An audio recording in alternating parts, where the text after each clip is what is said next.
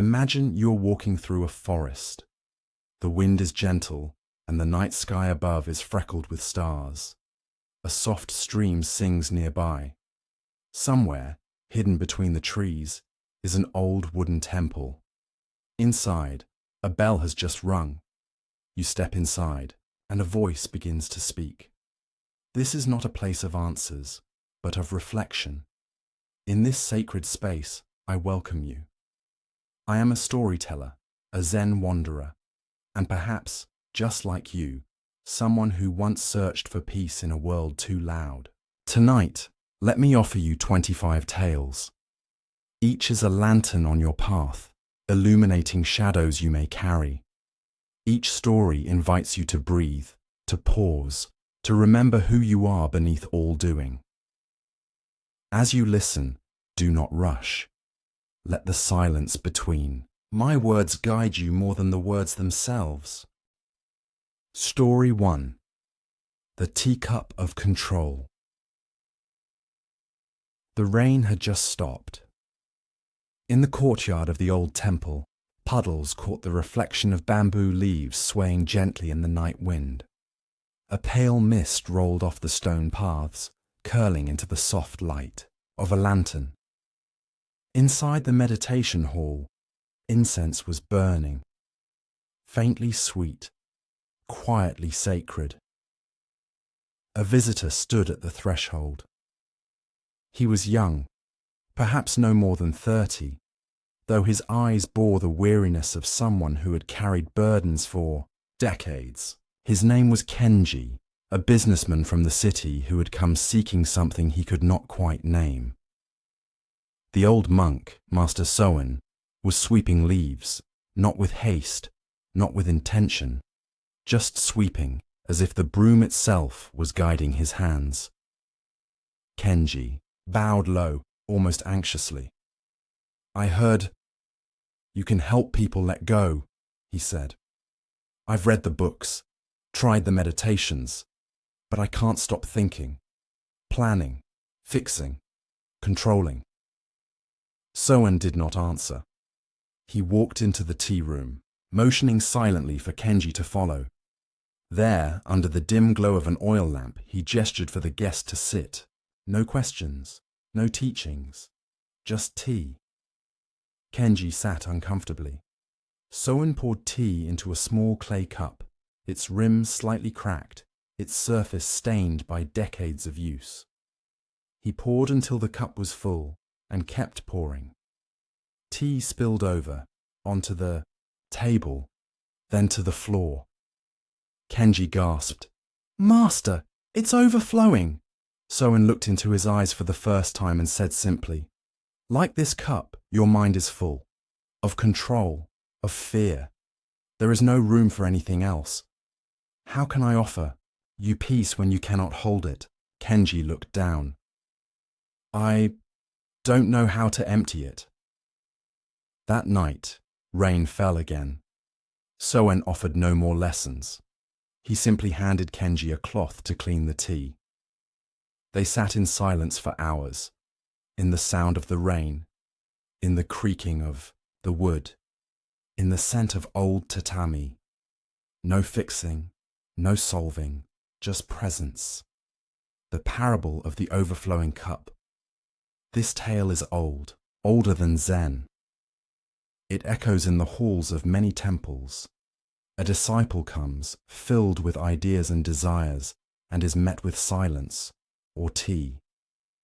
The cup is us, and our desire to control is the overflow, to hold on to certainty, to manage each moment, to bend reality to our plans. We do not see the madness of it until the tea spills. Control is a thirst never quenched. The more we grip, the more spills through our fingers. Anxiety is not the result of chaos, but of our resistance to it. In trying to master life, we miss it. Modern reflection. The psychology of Control Kenji's story may seem ancient, but step into any office, any therapy room, any sleepless mind at 3 a.m., and you will hear the same refrain. "I just can't let go. Our world praises control, planners, achievers, strategists. But what happens when we confuse order with safety? When the spreadsheet replaces surrender? Control is a trauma response. Behind the need to plan everything is a wound. If I don't control, I will be hurt. I will fail. I will be left. It's not logic. It's protection. But the mind doesn't know the difference between preparation and imprisonment.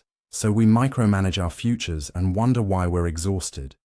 To heal is to slowly trust that life can hold us, even if we loosen our grip. Zen mirror. Let the cup be empty. To seek is to suffer. To seek nothing is bliss. Buddha in Zen. Emptiness is not nihilism. It is the freedom from needing everything to go our way. Soen didn't teach Kenji how to fix himself. He invited him to sit, to clean, to be present to the tea. Sometimes the deepest wisdom is not in the teachings, but in the teacher's way of being. Silent, patient, unmoved by storms. We don't need more techniques. We need to remember how to be. Closing reflection. Whisper from the temple. If your cup is overflowing, don't add more mindfulness apps. Don't optimize your to-do list. Don't fight yourself. Instead, sit, breathe. Let the rain fall where it may, and gently ask, what part of me is afraid to let go? Tonight, as you lie in bed, place one hand on your chest. Whisper, I don't have to hold it all. Feel your breath rise and fall. This moment is the tea. Let it fill you, then empty. Sleep well, wandering soul. You are already home. Story 2. The bell that rang without sound. The forest was hushed. It was that hour just before dawn when the world holds its breath. Mist curled around the old stone lanterns, resting like silk across moss-covered steps. Above, a single pine tree arched over the gate of the forgotten temple. From within, no light shone, only a silence so deep it rang. Kenji had stayed the night. After the incident with the tea, he had not asked for another lesson. He simply swept the path, cleaned the hall, sat on the old wooden porch watching mist gather in the valley. He felt no change, no breakthrough, no epiphany, only silence. But something had shifted. Soen approached at dawn, a small smile behind his eyes, and said, Today you will meet the old bell. He led Kenji down a winding trail behind the temple. They passed bamboo groves and a frozen stream. After a while they came upon a clearing. In its center stood a massive bronze bell, tarnished, green with age, suspended beneath a rotting wooden frame. There was no striker, no rope. It hadn't been rung in decades. Kenji looked at the bell, puzzled. How do we hear it? Soen replied. We don't. That is the point. He motioned for Kenji to sit. Listen. They sat. Minutes passed. Then more. No sound. No movement. Kenji shifted, growing uncomfortable. What are we waiting for? Soen did not answer. More time passed. The wind picked up slightly. Leaves danced. A crow called from afar. Still, the bell did not ring. Kenji closed his eyes. And then he heard it. Not in his ears, but in his chest. A deep, low echo that rippled through his ribs. A soundless vibration that seemed to emerge not from the bell, but from within him. He opened his eyes, startled. The bell hadn't moved. Soen whispered, You heard it, didn't you? Kenji nodded, Barely. And the monk said, "The loudest truths are felt, not heard. The bell is not meant to ring. It is meant to awaken the part of you that listens without needing sound." The parable of the silent bell throughout Zen lore. There are stories of symbols. Bamboo that bends in wind. A cat that does not move. A monk who raises one finger. But few are as hauntingly profound as the bell that never rings. This tale is not about noise, it is about presence. The bell is the teacher, the stillness is the lesson. In a world that praises answers, performance, and loud truths, the bell invites us to pause and ask, can I listen for what isn't said? Modern reflection, silence, anxiety, and the noise of the mind in today's world. Silence is a rare luxury.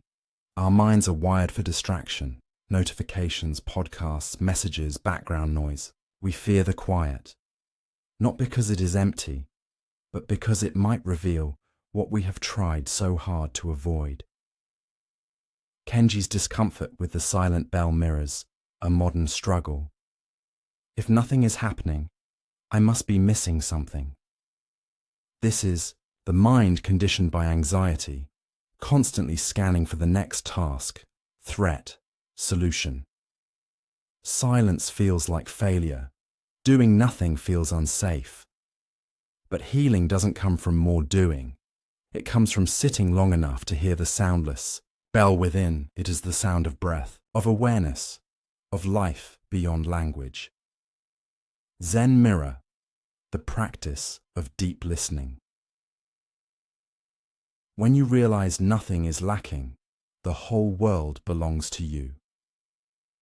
Lao Tzu Zen is not about finding answers. It is about becoming so still that the need for questions dissolves. The bell doesn't ring because it doesn't have to. Its presence alone is enough. Likewise, not every feeling must be fixed. Not every thought must be followed.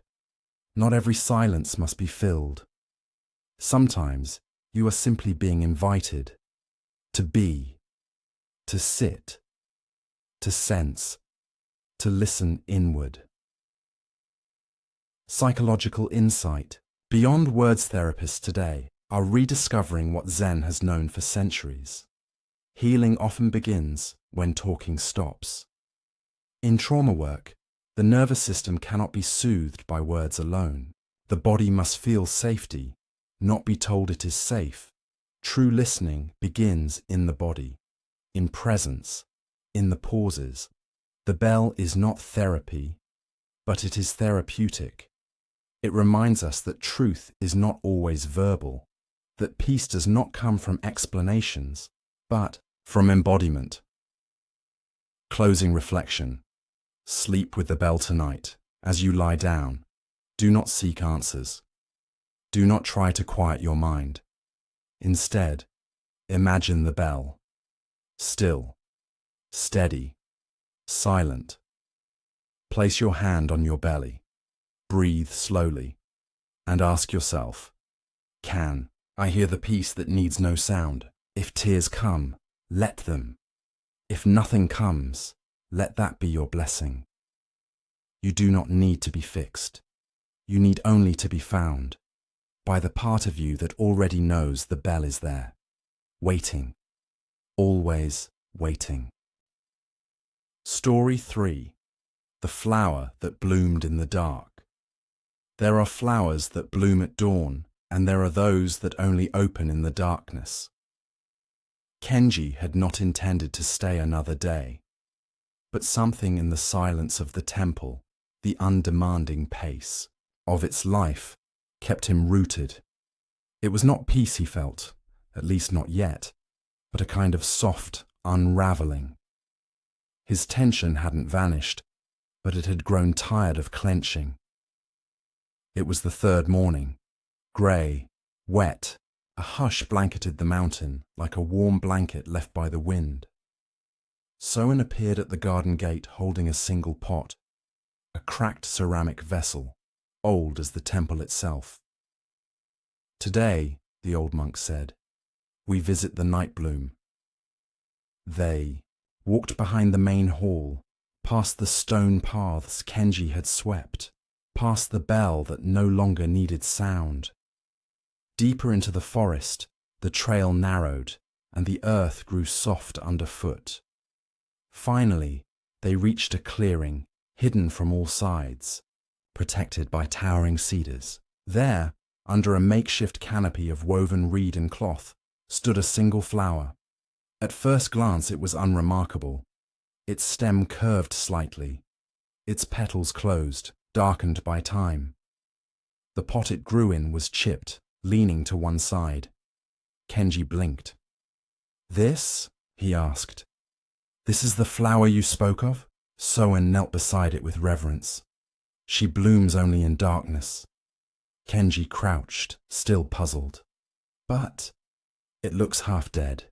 Soen smiled. "Exactly. That is why she is alive." They waited. The sun dipped lower. Evening came, and with it, the quiet of approaching night. Then, without fanfare, without ceremony, the flower opened, not all at once, not with flair, but with a slow, deliberate tenderness. Petals unfurled, delicate, and deep violet, almost black. At its center, a soft light shimmered as dew caught the fading light of dusk. There was a scent, barely perceptible, yet unmistakably pure, like moonlight on water, like grief released. Kenji could not look away. "It's beautiful," he whispered. Soen placed a hand on his shoulder. "She has no need to prove herself in the daylight," he said. "She knows her time.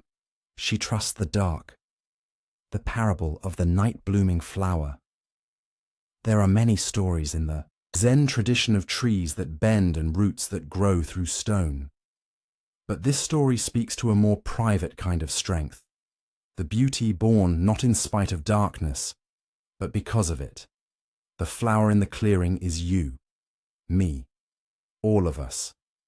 We live in a world that honors light, productivity, success, happiness posted in curated squares. We fear the dark, our sadness, our failures, our confusion, as if they are flaws to be hidden. But darkness is not a punishment. It is a womb. It is the space where unseen growth occurs, where the soul begins again.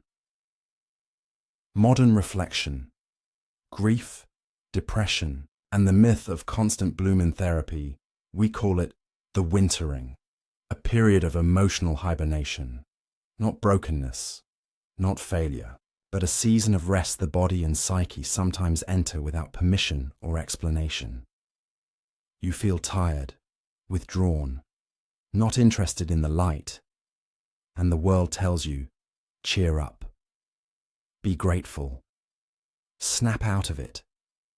But what if this darkness is not an illness, but an invitation? Kenji's flower did not bloom under praise or force or exposure.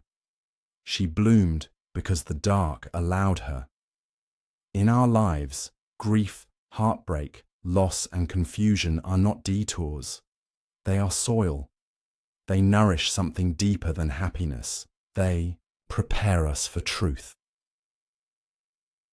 Zen Mirror, learning to sit with the unseen. As the lotus blooms in muddy waters, so too does wisdom arise from suffering. The Buddha in Zen, we do not fear the dark. We bow to it. We understand that the absence of clarity is not the absence of truth, but the beginning of it. Suffering is not a flaw in the path. It is the gateway. The flower that blooms at night does not curse the sun. She simply waits. Waits for the silence.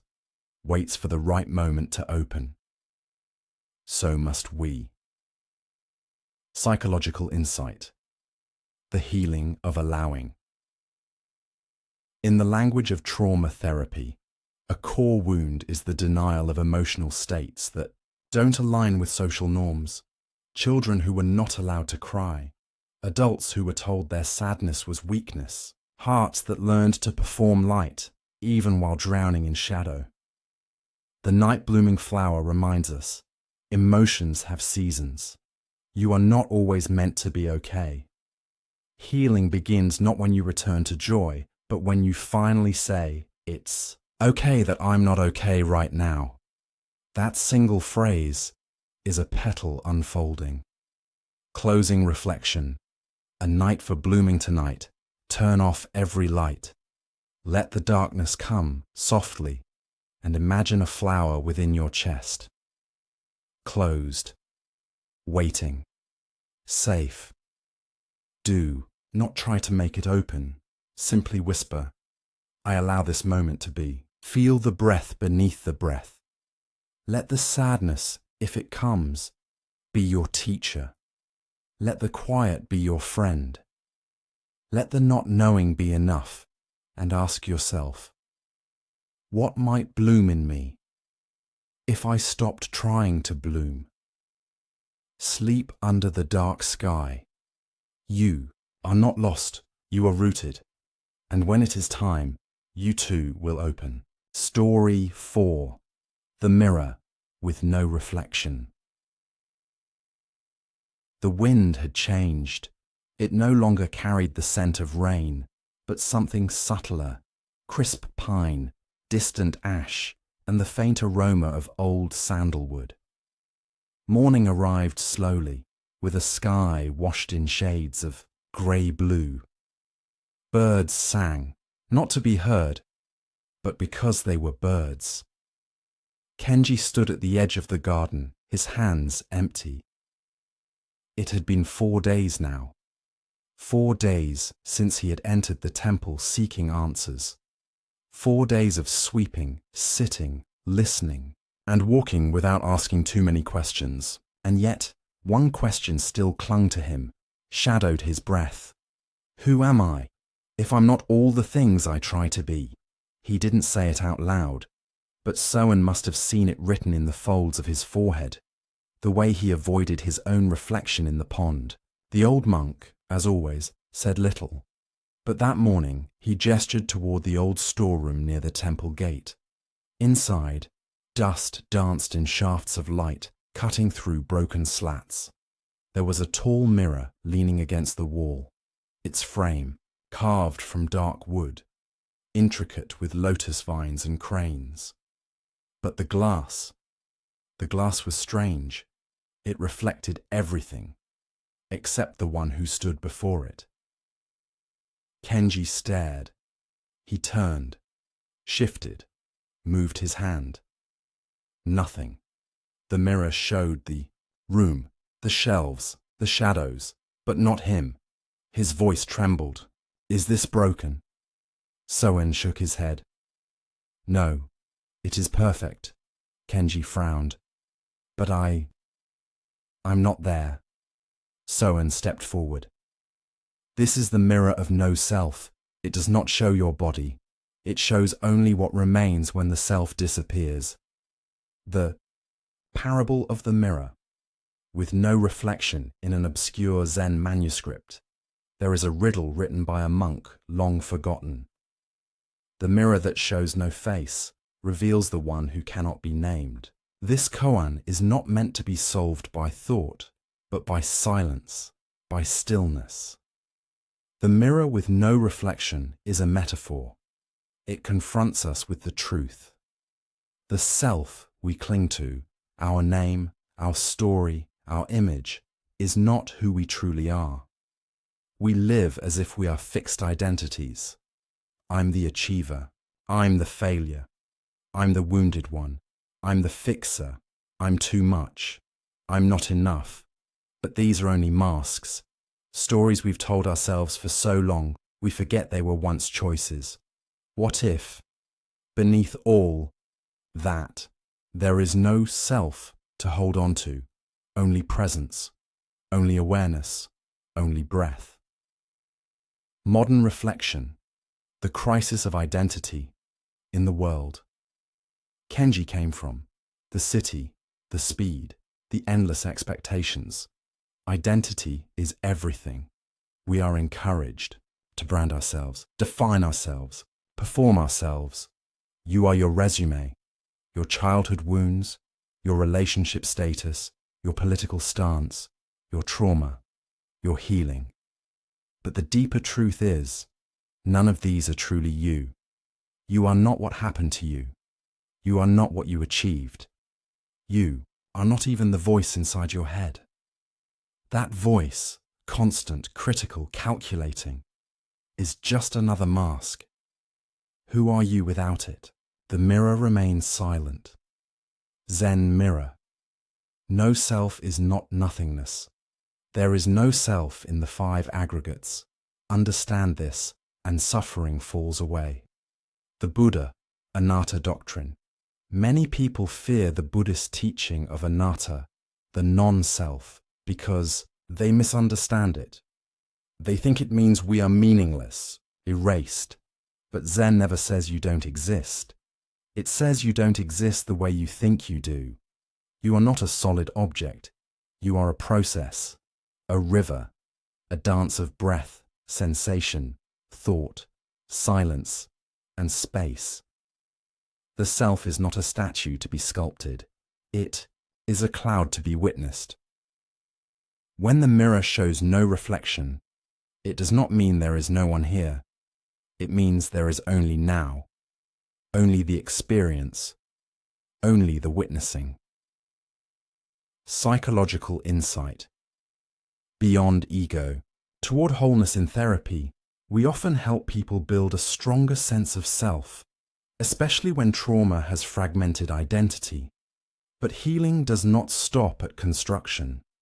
True freedom lies in disidentification. Learning to say, I have anxiety, but I am not my anxiety. I feel shame, but I am not my shame. I carry grief, but I am not the grieving one. In trauma recovery, this is called self as context. In Buddhism, it is called Buddha nature. Different names, same mirror, a space within us that can hold all things, but be none of them. When you see through the illusion of a fixed self, you are no longer trapped in the roles others gave you. You become free. Closing reflection. Look into the silent mirror. Tonight, sit with a mirror, but do not look for beauty. Do not look for flaws. Look for nothing. Let your eyes go soft. Feel your breath behind your eyes and ask gently, who am I without the story? If answers come, bow to them, then let them go. Just breathe. Feel the body rise and fall. Let thoughts pass like clouds and rest in the silence that remains. That stillness, that ungraspable present aliveness, that is what the mirror shows. It is not your reflection, it is your freedom. Story 5. The Angry River. The river had no name. It cut through the valley like a wound in the earth, fast, loud, untamed. From the temple, Kenji could hear it each evening, its roar echoing off stone cliffs, crashing against boulders with the fury of a creature unchained. That morning, Soen approached him with a walking staff and a small satchel of rice cakes. Today, he said, we go to the river. Kenji raised an eyebrow. The angry one? Soen chuckled. All rivers are angry until they learn to flow. They walked for hours through thickets of cedar and pine. The air grew damp. The roar grew louder. Finally, they reached a clearing, and there it was, a torrent of wild water throwing itself against rocks, refusing peace. Soen sat on a large stone by the bank. Kenji hesitated, unsettled by the violence of the current. This river, Soen said, once swallowed a village. Kenji looked at him, startled. A flood? The old monk nodded. Years ago. After months of silence, it rose in a single night. People tried to block it, divert it, control it, but the river does not obey. It devours resistance. He handed Kenji a smooth pebble. "Throw this in." Kenji tossed it. The river barely noticed. "Now watch." The pebble sank. The water closed over it without pause, without grudge. The river kept moving. Anger, Soen said, is like this. The more you fight it, the more it fights back. But if you let it pass, it leaves no scar. The parable of the angry river in Zen stories. Nature is always a teacher, silent but never quiet. The river is one of its oldest metaphors. Sometimes it represents time, sometimes the mind, but most often it represents emotion, especially anger. The river does not apologize for its rage. It does not pretend to be calm. It roars, it rushes, and yet it never holds itself back. It never holds on.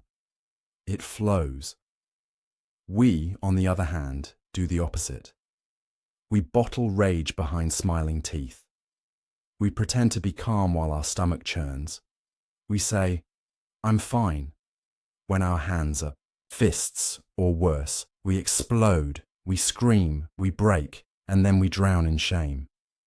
The river teaches neither. It teaches motion, to feel, to express, to release. Modern reflection. Reclaiming the right to feel in. Today's world, anger is either demonized or weaponized. Some are told from childhood that anger is bad, ugly, unspiritual. Others are raised to believe rage is power, control, dominance. Both are distortions. Anger is not evil. It is energy. It is the body's cry for a boundary, a signal that something feels unsafe, unfair, or violated. But it is not meant to be a destination, only a passage. Like the river, anger is meant to move, but when we suppress it, it festers into anxiety, or morphs into depression, or leaks out as sarcasm, cynicism, control. When we unleash it, it burns others, then burns us. The path is neither bottling nor bursting. It is learning to feel without fear. Zen mirror, the middle, way of emotion. Holding on to anger is like grasping a hot coal with the intent of throwing it at someone else. You are the one who gets burned. The Buddha Zen does not say, "Do not feel anger." Zen says, "Do not become anger. Notice it, name it, breathe with it, but do not confuse it with who you are. You are the sky. Anger is the weather. It will storm, it will thunder, and then it will pass. You don't have to act on it, but you must let it move, just as the river does. Psychological insight. Anger as messenger, not master in trauma therapy. We often encounter anger not as a primary emotion, but as a guardian. Beneath it often lies hurt, fear, shame, loss.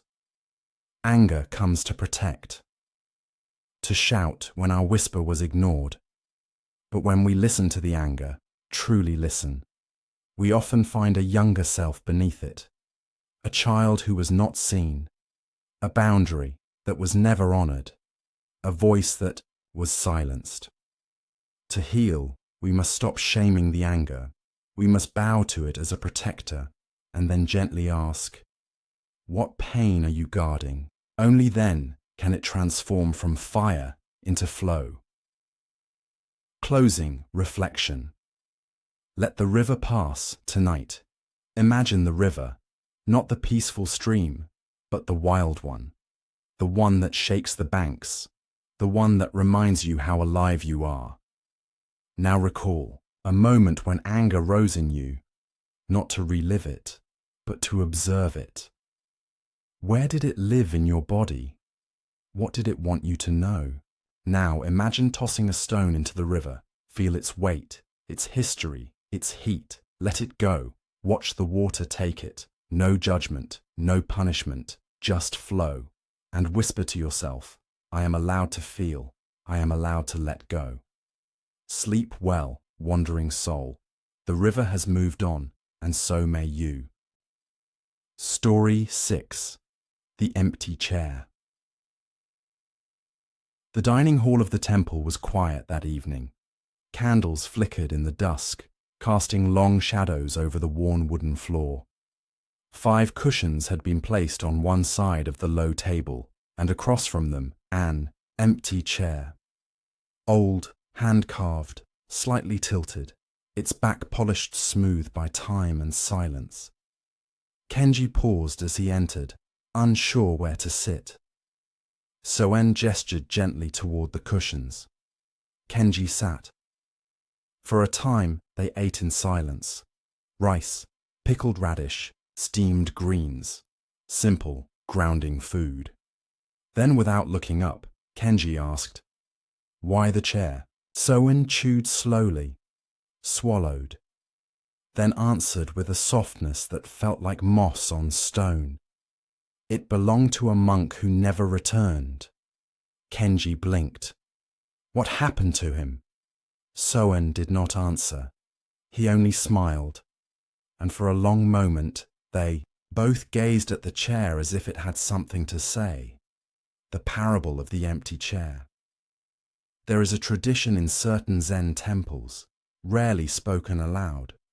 When someone disappears, whether through death, departure, or simply the slow drifting apart of time, their seat is not filled. It is left empty, not to honor their absence, but to remind the living.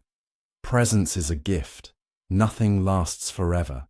The empty chair is not about mourning. It is about gratitude, a silent bow to the reality that everything we love will eventually pass. Not to hurt us, but to teach us how to truly see while it is here. Modern reflection, loneliness, and the fear of absence. In the city, Kenji had lived among thousands and still felt alone. He had friends, colleagues, even lovers, but no one who truly saw him.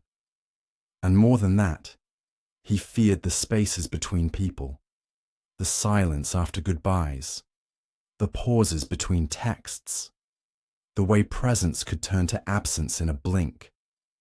Most of us are not afraid of being alone. We are afraid of not being remembered, of disappearing without trace, of sitting in the world like an empty chair, unnoticed. So we fill our days with noise, scrolls, meetings, messages, anything to avoid the quiet echo of our own presence. But Zen teaches, the empty chair is not a tragedy, it is an invitation. Zen mirror, presence without possession. Do not cling to what is passing, do not chase what is gone, be with what is. The Dhammapada Zen does not promise eternal companionship. It promises the beauty of impermanence. Soen's temple did not remove the chair. He did not write a plaque. He simply allowed it to be there, silent, unresolved. In that quiet, something miraculous happens. The absence becomes a teacher. It softens the heart. It sharpens awareness. When we truly see the empty chair, we begin to cherish those still seated across from us, not as possessions, but as passing miracles. Psychological insight, the healing power of emptiness, loneliness, in modern psychology, is often treated as a problem to be fixed. And yes, chronic loneliness can harm the nervous system, the mind, the body. But not all aloneness is loneliness. Sometimes it is a sacred space, a room in the soul where no one else enters, where the self can hear its own breathing again, where memory walks in gently and sits beside us, not to haunt, but to heal. The empty chair invites us to reframe absence, not as failure, but as evidence of connection once had. It is okay to miss someone. It is okay to grieve. It is okay to sit in the silence and feel the weight of what once was, and to still bow softly to what now is. Closing reflection. Sitting with the empty chair tonight before you sleep, turn off the lights. Sit in silence and imagine a chair beside you. Not haunted, not sad, just empty. Who sat there? Who do you miss? What goodbye still echoes? Now breathe. Feel their absence like a breeze, not to grasp, just to feel, and then whisper, "Thank you for being. I carry you not in memory, but in presence." Let the silence hold you. Let the stillness speak, and sleep knowing. Even the empty chair is full. Story 7. The Child on the Bridge. The bridge was old, not just in years, but in memory. It arched gently across a narrow stream where fireflies danced at dusk. No longer used, no longer needed, it had become a passage not between places, but between moments. Kenji found it by accident, or so he thought. He had wandered further than usual, away from the gravel paths and chanting halls. Following the soft rhythm of his breath, he had stumbled into the edge of a clearing. There, half hidden beneath moss and ivy, stood the bridge. Wooden, worn, waiting. He stepped onto it, and as the wood creaked beneath his feet, he heard laughter. Not from the trees, not from the wind, but from a child, soft, delighted, free. He turned. There, she stood, a little girl, barefoot, hair uncombed, holding a twig like a sword and wearing a robe much too large for her frame. Her eyes sparkled with mischief. She looked no more than 7. Kenji stared. "Who are you?" he asked gently. "The girl grinned. "You knew me once." And then she ran, across the bridge, into the woods, her giggles echoing like bells in a forgotten dream. The parable of the child on the bridge. In certain Zen traditions, there is a story not found in scripture, but passed from teacher to student, in whispers. If you walk far enough into silence, you will meet the child you left behind. This child is not a ghost, not a memory, not a dream. It is your original face, the self before names, before roles, before trauma, the self before you learned what the world expected, the self that played with clouds and spoke to trees. The bridge is not a place, it is a moment, a thin place where the adult meets the child, not to teach, but to remember. Modern reflection. The lost inner child.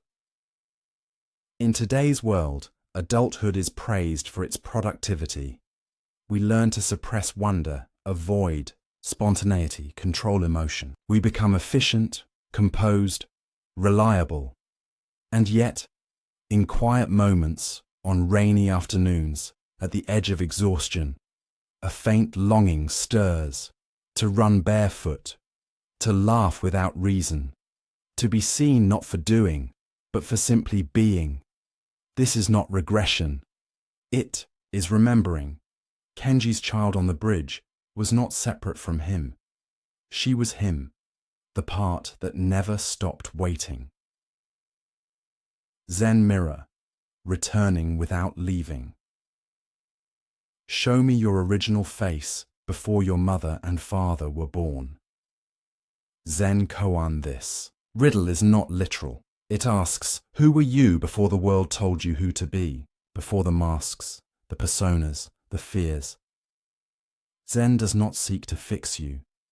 Zen seeks to peel away the layers, until the soft child within is seen again, not childish, but childlike, capable of awe, open to the moment, unafraid to cry, unafraid to trust.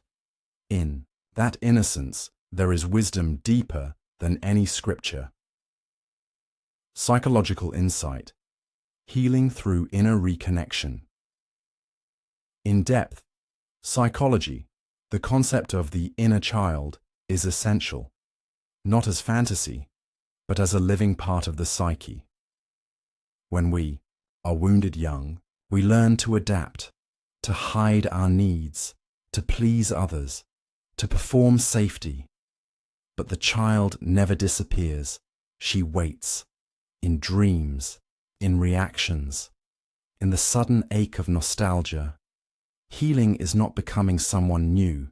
It is reuniting with someone you abandoned, often for good reason. But now, as adults, we can return.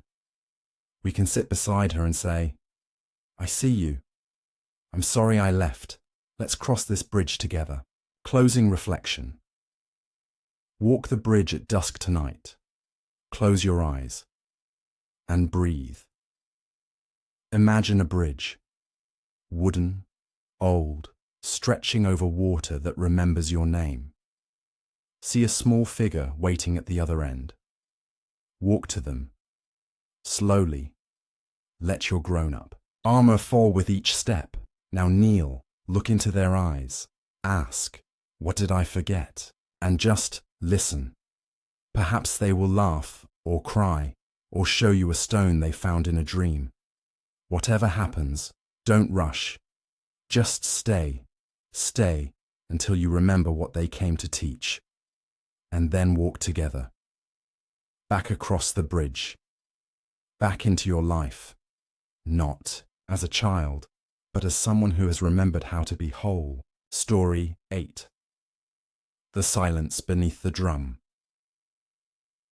The temple had a drum. Large, red-lacquered, ringed in brass. It hung in the outer hall, where the monks struck it at dawn and dusk. Its deep tone rolled down the valley like a slow wave, waking birds, startling deer, and announcing the beginning or end of something sacred.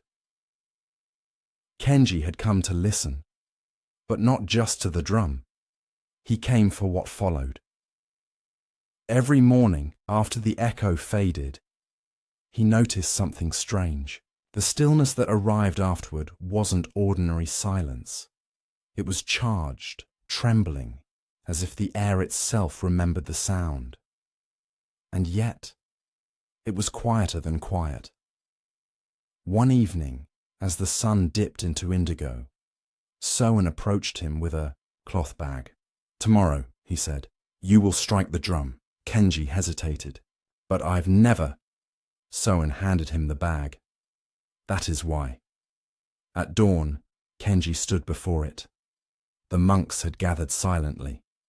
The valley held its breath. He raised the mallet. His mind was loud. What if I hit it wrong? What if I strike too soft? Too hard? Will I ruin the rhythm? Will they laugh? He struck. Once. A deep, primal sound rang through the temple. Not music, not noise, just truth. And then, stillness. Kenji felt it like a wave receding through his bones. Soen stepped beside him and whispered, "Most come to hear the drum. Few learn to hear the silence that follows." The parable of the silence beneath the drum there is a Zen saying obscure and rarely written. Noise is ego. Silence is truth. The drum in this parable is not just a musical instrument. It is the self, the performance, the effort to be seen, to be heard, to matter. We spend our lives striking this drum. Look at me, understand me, applaud me. Do not forget me. But the sound fades, and what remains? Silence, not emptiness, but presence. That which is not dependent on doing, nor noise, nor even identity, just being. Modern reflection, the noise of ego in our world. Silence is often mistaken for absence. We fear it, in relationships, in work, in ourselves. So we fill the void with speech, with achievements, with explanations, with online performance. Ego is not vanity, it is the fear of being invisible. Kenji, like many of us, lived for the echo, the approval, the impression. But approval fades, and identity built on performance collapses the moment we stop playing the drum. The question is not, how loud can I be? But, who am I when the sound is gone? Zen mirror, practicing the sacred pause. Only when the drum is silent can you hear the music of your heart. Basan Zen. Proverb Zen practice is not about silencing the ego through violence. It is about hearing what lies beneath it. Every word, every role, every persona eventually echoes out into nothingness. In that pause, if we dare to stay, something ancient or stirs. Call it awareness, call it true nature, call it Buddha mind. It doesn't need names, it only needs space. This is the true silence, not the absence of sound, but the absence of striving. Psychological insight. Ego, identity, and the fear of stillness. Psychologically, the ego is necessary. It organizes experience, creates coherence, helps us survive and function. But left unchecked, it becomes overactive, trying to validate its own existence through constant noise. The inner critic, the achiever, the people pleaser, the perfectionist. These are the drums we beat endlessly. But research into mindfulness shows healing does not come from louder affirmations. It comes from sitting in the space after the need to prove something passes. True self-worth is not a chant. It is the quiet knowing that you are enough, even when you are not trying, even when no one is watching. Closing reflection.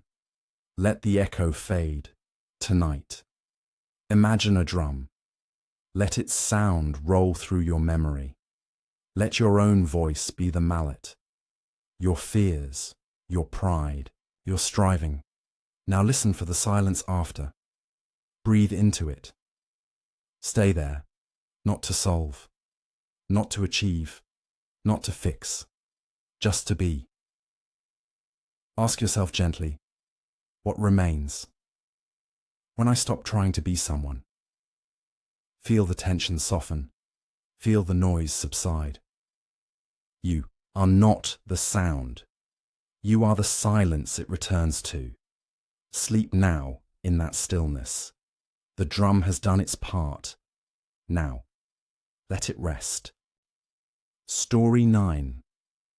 The monk who forgot his name.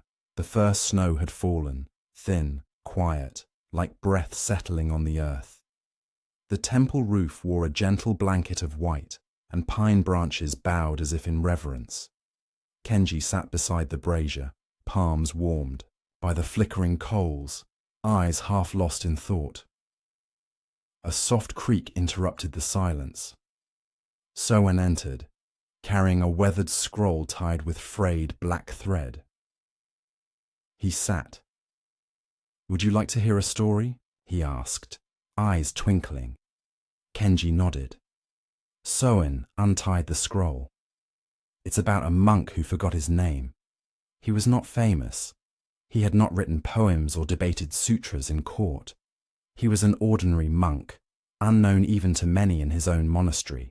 His robes were plain, his chanting quiet, his presence like smoke, drifting unnoticed through corridors, until one morning he woke and could not remember who he was, not in the way one forgets a date or a word. He forgot his name. his past, his origin, even his story. He walked into the kitchen and bowed. The cook said, "Good morning, brother." The monk bowed again and asked, "Who is brother?" The cook laughed. "You." The monk tilted his head. "Are you sure?" He bowed again and walked away. He spent the next weeks in silence. Not from confusion, but from peace. He still swept the garden, chopped wood, fed the fish. But now, each act was unburdened. He no longer wondered, "Am I doing this right?" He no longer asked, "What does this say about me?" Without a name, he had no self-image to maintain. He simply did. He became the most peaceful man in the temple. Even the abbot noticed. "Do you not wish to remember who you are?" The abbot asked. The monk smiled. "Perhaps I was never that person to begin with." The parable of the monk who forgot his name. In many Zen tales, identity is not something to protect. It is something to transcend. This monk's forgetting was not an illness. It was a liberation. To lose one's name in a world obsessed with self-definition is to fall backward into freedom, not because names are wrong, but because we cling to them. I am the healer. I am the failure. I am the survivor. I am the betrayed. I am the special one. I am the broken one. We wrap ourselves in roles like winter coats, long after winter has passed. But Zen asks, what if who you think you are is what's keeping you from peace? Modern reflection. Identity fatigue and the hunger to just be in modern life. We are constantly asked to define ourselves. Social media bios, resume, therapy sessions, branding, labels, introvert, empath, Enneagram 4, INFJ, Cancer rising, trauma-informed. Some of it helps until it doesn't, because after a while, identity becomes armor, a performance, a script.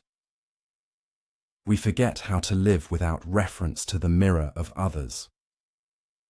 We are tired, not just from work, but from being someone all the time. Kenji felt this. He had played the role of the strong one, the successful one, the anxious one trying to heal. But who was he when the role ended? The monk in the story shows us. You don't need to become someone else. You only need to forget who you thought you were, just long enough to breathe. Zen mirror, anatta, the freedom beyond self. All things are not self. When one sees this with wisdom, one turns away from suffering. The Buddha anatta, the teaching of no self, is not nihilism. It is relief. You are not your narrative. You are not your job. You are not your trauma. You are not even your healing. You are the space beneath it all. The awareness that notices without grasping. The presence that remains when the story falls silent. The monk's forgetting was a form of awakening. He remembered something deeper, that when you stop trying to be someone, you become everything. Psychological insight. Letting go of the performing self in internal family systems therapy. Parts of the self are seen as roles we develop to survive. The protector, the achiever, the pleaser, the rebel. These roles are useful, but they are not the core. They are masks we wear so often we forget our original face. When people experience burnout, it is often not from effort, but from identity exhaustion. We do not need another version of ourselves. We need space without any version. We need moments where we can simply sit, drink tea, watch rain, feel breath, and not have to be anyone. This is not regression. This is the deepest kind of homecoming. Closing reflection. Forget yourself. To find peace tonight, imagine taking off your name like a coat. Set down your titles, your wounds, your gifts, your fears. Place them gently by the door. Now enter the temple of your own breath. Sit, do nothing, not even meditation, just presence, and ask, who am I? When? I'm not trying to be. If no answer comes, good. That is the silence you've been seeking. Sleep now, nameless soul. You are not lost. You are just free. Story 10. The Lantern Without a Flame. It was the darkest night of the season. The moon, veiled in cloud, had vanished from the sky. No wind stirred the pines. Even the owls held their breath. In the temple garden, not a single candle was lit. Only shadows lay across stone and snow. Kenji stood at the entrance of the meditation hall, a cold iron lantern in his hand. No flame inside, no matches, no light. Soen had given it to him at dusk, with only these words. Walk to the mountain shrine before dawn. Do not light the lantern. Kenji had blinked, puzzled. But it's pitch black. How will I see? You don't need to see, the old monk had said. You need to trust. And so Kenji walked. Through the forest path, past the frozen stream, up the narrow trail that curved along the mountainside. With each step, his eyes strained for outlines, his feet fumbled for roots and rocks. At first, fear followed him like breath. What if I fall? What if I'm wrong? What if there's nothing ahead? But slowly, his steps softened. His senses expanded. His body remembered. He felt the cool dampness of moss underfoot, the whisper of branches overhead, the rise and fall of the earth. He no longer needed to see. He simply knew. When he reached the mountain shrine, the first light of dawn was breaking. He held up the lantern, still cold, still unlit. And yet, in the silence of that moment, it shone, not with fire, but with meaning. Soen had followed him, silently, and stood behind him now. Kenji turned, eyes wide. It never burned, not once. Soen placed a hand on the lantern, because some lights were never meant for the eyes, only for the heart. The parable of the lantern.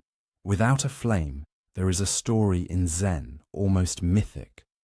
A student was sent to walk the forest with an empty lantern. When he returned without fear, the master said, "Now you understand the light." We are taught that hope looks like light, something we can see, something that reassures us. But true hope, deep hope, is not born of clarity. It is born in darkness. The lantern is your life, your path, your breath. You carry it not because it shows you the way, but because it reminds you that the way exists, even when you cannot see it. Modern reflection. When the path is unclear, in our lives, we crave vision. We want to know, to plan, to forecast, to illuminate the road ahead. But some seasons arrive without maps, the diagnosis, the breakup, the lost job, the grief we didn't choose.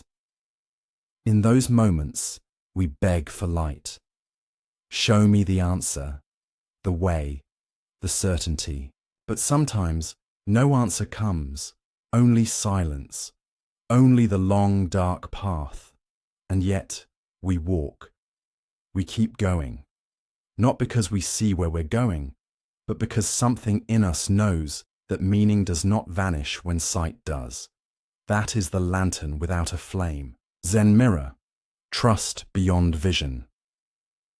Faith is the bird that feels the light and sings while the dawn is still dark. Rabindranath Tagore. Zen does not teach blind belief. It teaches intimate trust in the present moment. In Zen, trust is not based on outcomes, it is based on presence. To walk the path in darkness is not failure. It is the highest form of surrender. You do not need to see the flame to know you carry light. You do not need proof to continue forward. You only need the breath. The step, the trust, psychological insight, hope. As an internal anchor in trauma therapy, we learn that hope is not always loud. Sometimes it is as quiet as a breath that returns after panic, as small as eating a meal when nothing tastes like living, as invisible as deciding not to give up, just for one more day. This is not the hope of inspiration posters. It is the hope of the nervous system, of resilience born in silence. The lantern without a flame is this kind of hope. You carry it through burnout, uncertainty, and loss, not to shine for others, but to remind yourself, I am still here, I am still walking. That alone is sacred. Closing reflection. Hold the lantern. Gently tonight, turn off every light. Sit in the dark, not to fight it, but to meet it.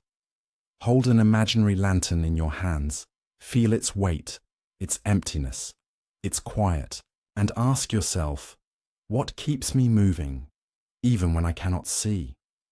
Perhaps it is love, or memory, or a whisper of something sacred you've never quite named.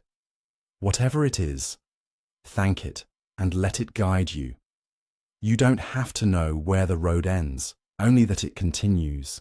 And that you are still walking, still carrying the light, even when it does not burn.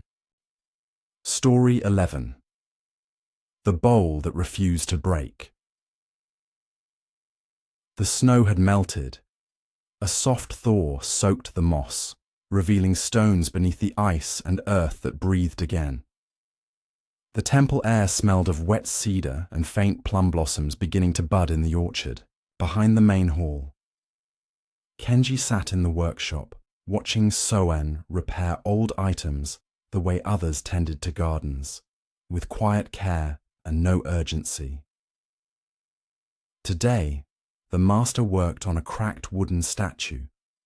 Its surface was worn smooth by centuries of hands, its eyes hollow with time. But Soen's attention was on the base, where a splinter had dislodged. Kenji picked up a nearby bowl from a shelf of broken things, waiting to be restored. It was plain, clay-fired, unglazed, but unlike the others, it bore no visible crack. Why? Is this one here? Kenji asked. Soen looked over. Because, he said, I have tried to break it for 30 years. Kenji laughed, thinking it was a joke, but Soen's face remained still, kind, and utterly sincere. It refuses, the old monk said, to shatter. The parable of the bowl that refused to break. There is an old Zen tale, not about strength but about surrender. A potter once created a bowl so flawed it was considered worthless. Uneven in shape, dull in color, crude in finish. The master left it in the rain, the sun, the fire, hoping it would crack so he could repair it with gold, as was the custom of kintsugi. But the bowl never broke.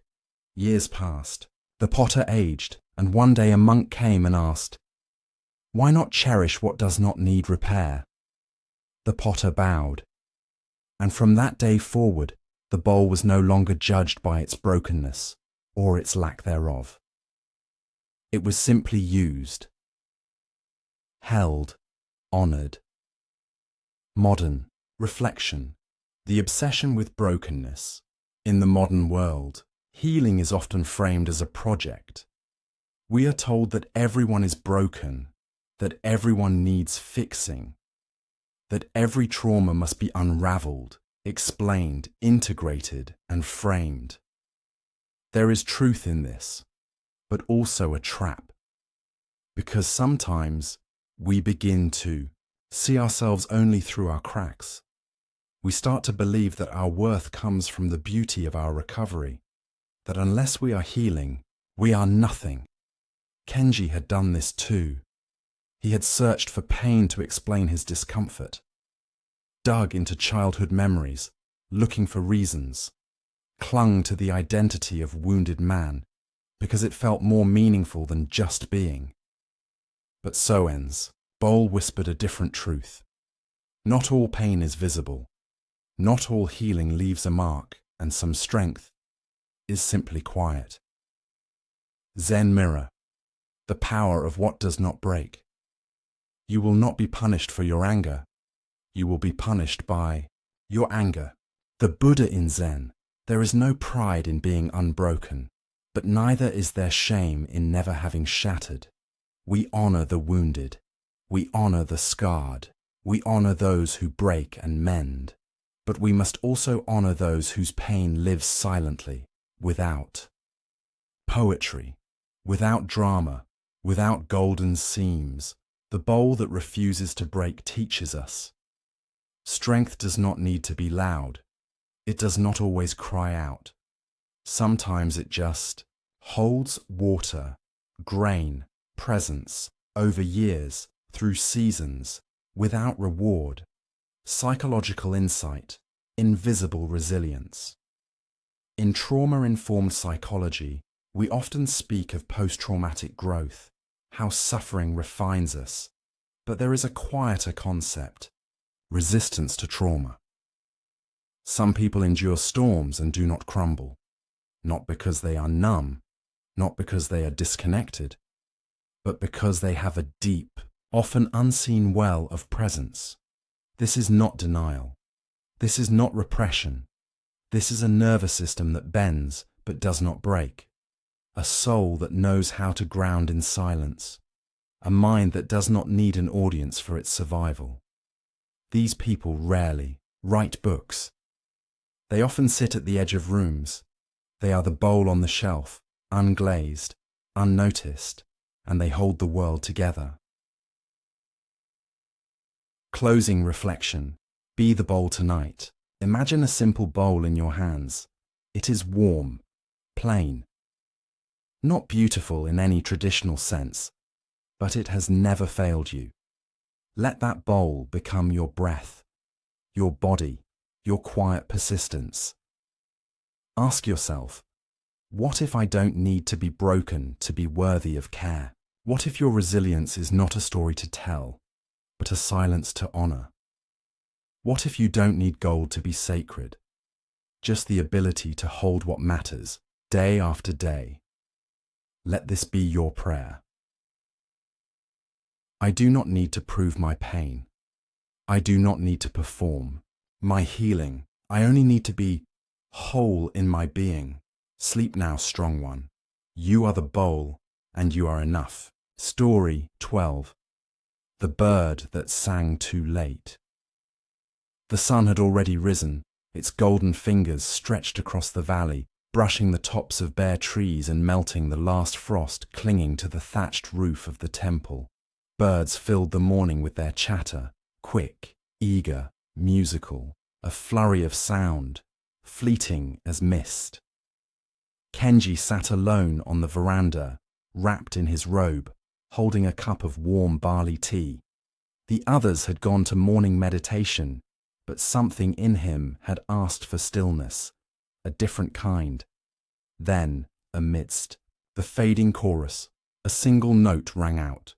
It was slow, high, clear, and late. Far too late. From the far edge of the garden came a small bird. Round, grey, almost forgettable. It sat on the lowest branch of a bare persimmon tree, trembling slightly, as though unsure of its own song. Kenji listened. Again, the note. Pure, solitary, out of sync, too late for the dawn, too quiet to compete, too alone to harmonize. And yet, it sang again, and again. Kenji felt something shift. He did not know why, but he wept. The parable of the bird that sang. Too late. There is an old teaching whispered between Zen teachers that never made it into sutras or scrolls. Even the bird that misses the morning still sings the truth of the sky. This is not a story of failure. It is a story of permission. The little bird missed its moment. It slept too long, waited too much, hesitated. By the time it opened its beak, the choir had passed, the light had changed, and the world had already moved on. But it sang anyway, not because it was heard, not because it was praised, but because it remembered that its voice still lived, and that was enough. Modern reflection, regret, and the myth of too late. Kenji had carried many regrets. He had started too late. Healing, speaking his truth, leaving what no longer served him, returning to what he'd once abandoned. He told himself the world had moved on, that he had missed his window, that his time had passed. We do this too. We think, I should have known earlier. I should have loved better. I should have begun when I still had the courage. And in those thoughts, we silence ourselves. We sit in branches too quiet for music. But the truth is, it is never too late to sing. Zen mirror, timelessness and the courage to begin. Each morning we are born again. What we do today is what matters most. The Buddha Zen is not about perfect timing. It is about right presence. The bird that sings after the dawn has not failed. It has simply arrived in the moment when it was ready. In fact, Zen honors late bloomers, the monk who awakened at 80, the wanderer who returned home after decades, the mother who found peace after loss. There is no spiritual clock. There is only now. Now is always available. Now never judges you for when you show up. Now says, welcome. Sing. Psychological insight. Healing beyond the timeline. In trauma work, one of the most haunting burdens people carry is the regret of not healing sooner. I wasted so many years. I ruined things. I hurt others because I didn't know better. But healing is not a race. The body and soul do not respond to guilt or shame. They respond to safety, to space, to softness. And when they are ready, they begin. Often, quietly. Often, too late for applause. Often only after everyone else has stopped watching. But still, they begin. And in that gentle beginning is grace not closing. Reflection. Sing anyway, tonight.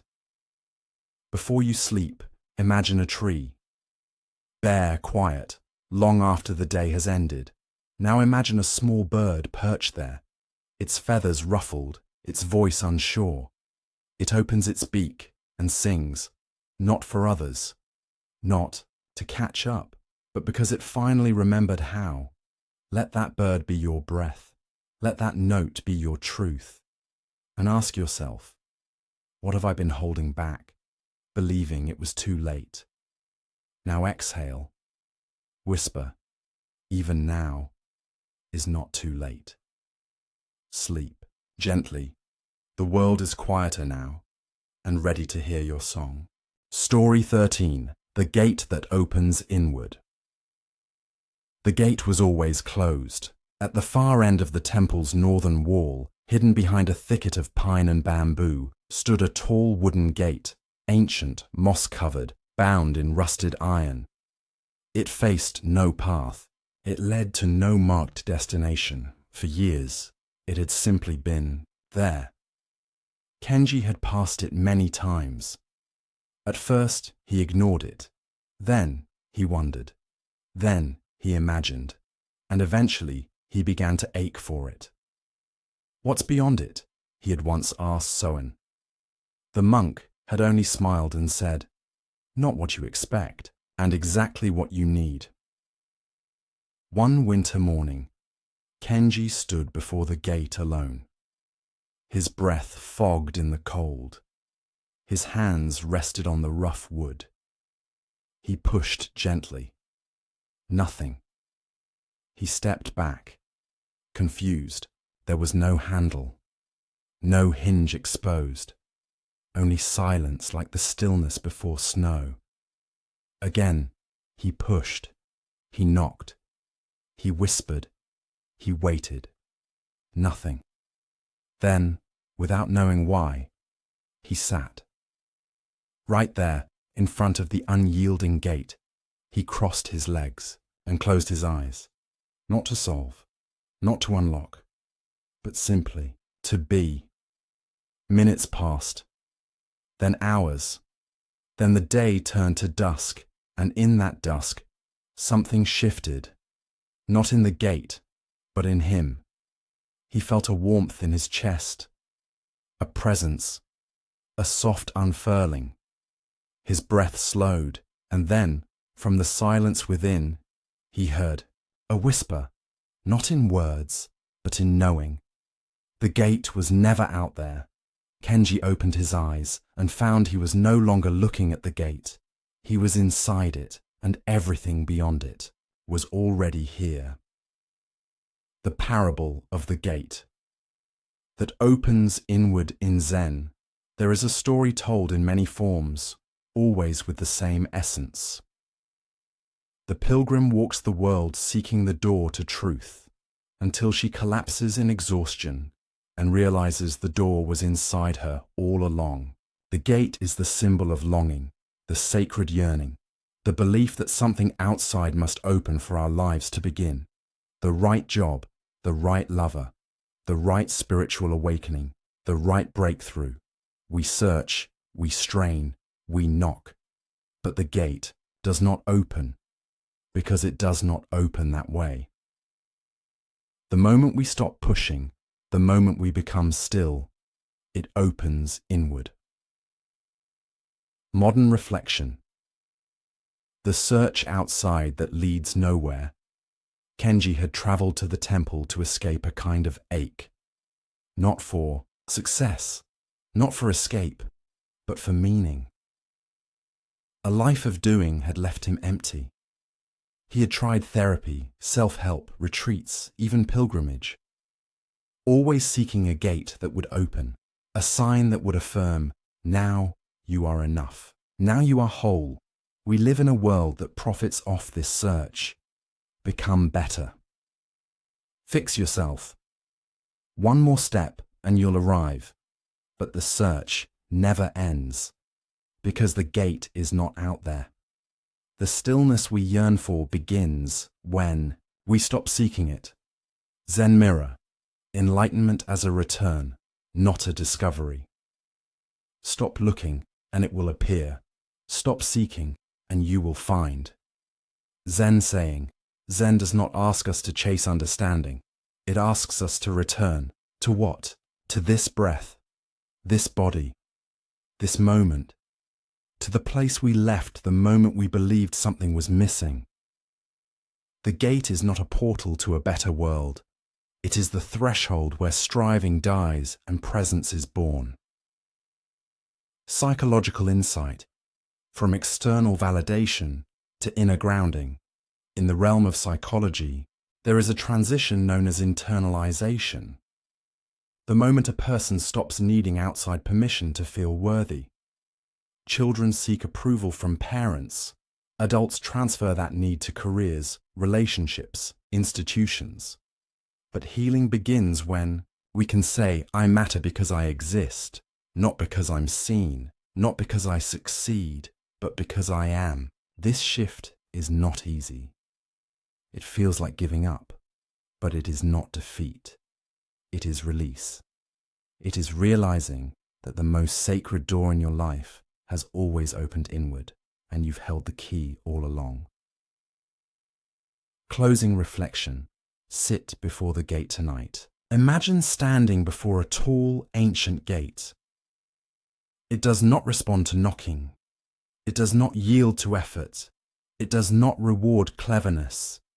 Now sit in front of it, in your own breath. Let your shoulders fall. Let the silence deepen. Let the searching rest and whisper, I'm not waiting anymore. Feel the shift, not in the gate, but in you. Now breathe and know. You were always inside. There was never anything to unlock, only something to remember. Sleep now, keeper of the gate. You have arrived. Story 14. The candle that burned alone. The temple hall had long since emptied. Evening prayers had ended and the monks had returned to their quarters. The bells had been rung, the chants dissolved into dusk, and the incense had burned down to a final curl of smoke. But deep within the meditation hall, in a far corner behind the altar, one candle remained lit, not grand, not perfumed, just wax and wick, its flame small and steady, flickering in the breath of night. Kenji noticed it as he passed, headed for rest. The other lights had gone out, the lanterns extinguished, the room cloaked in shadow. And yet there it was, this single forgotten flame, burning, alone. He sat beside it, cross-legged on the cold wooden floor. No thoughts, no need to understand, just the flicker and the silence. Soen entered quietly, as he often did in moments that seemed like coincidence but never were. You found her, the old monk whispered. Kenji turned. Who? The candle that never asks. To be seen, he said. And yet, she never stops burning. The parable of the candle. That burned alone. In an obscure Zen monastery, it is said that one candle is kept burning long after ceremonies have ended. Not as tradition, but as tribute. Not to the Buddha, but to those who live unseen. The caregivers. The quiet ones. The hearts that hold entire rooms together without ever stepping into them. The candle symbolizes silent devotion. Not the kind that shouts or seeks applause, but the kind that burns not for recognition, but because that is its nature, to shine, even if no one ever looks. Modern reflection. Being unseen in a world that worships Spotlight Kenji had spent most of his adult life chasing visibility, recognition, achievement, affirmation. Like many, he feared irrelevance more than failure. The modern world feeds this fear. It tells us we must be seen to matter, to post, to promote, to prove, and yet in that dark hall, the candle reminded him of something deeper. Some things are most sacred when they go unnoticed. A parent waking early to pack a lunch, no one will thank them for. A nurse who stays an extra hour without logging it. An artist who paints only for the wind and the sea. These are the candles that burn alone, and they keep the world warm. Zen Mirror, the practice of humble illumination. Let your light shine before others, not to be seen, but so that others may find their way.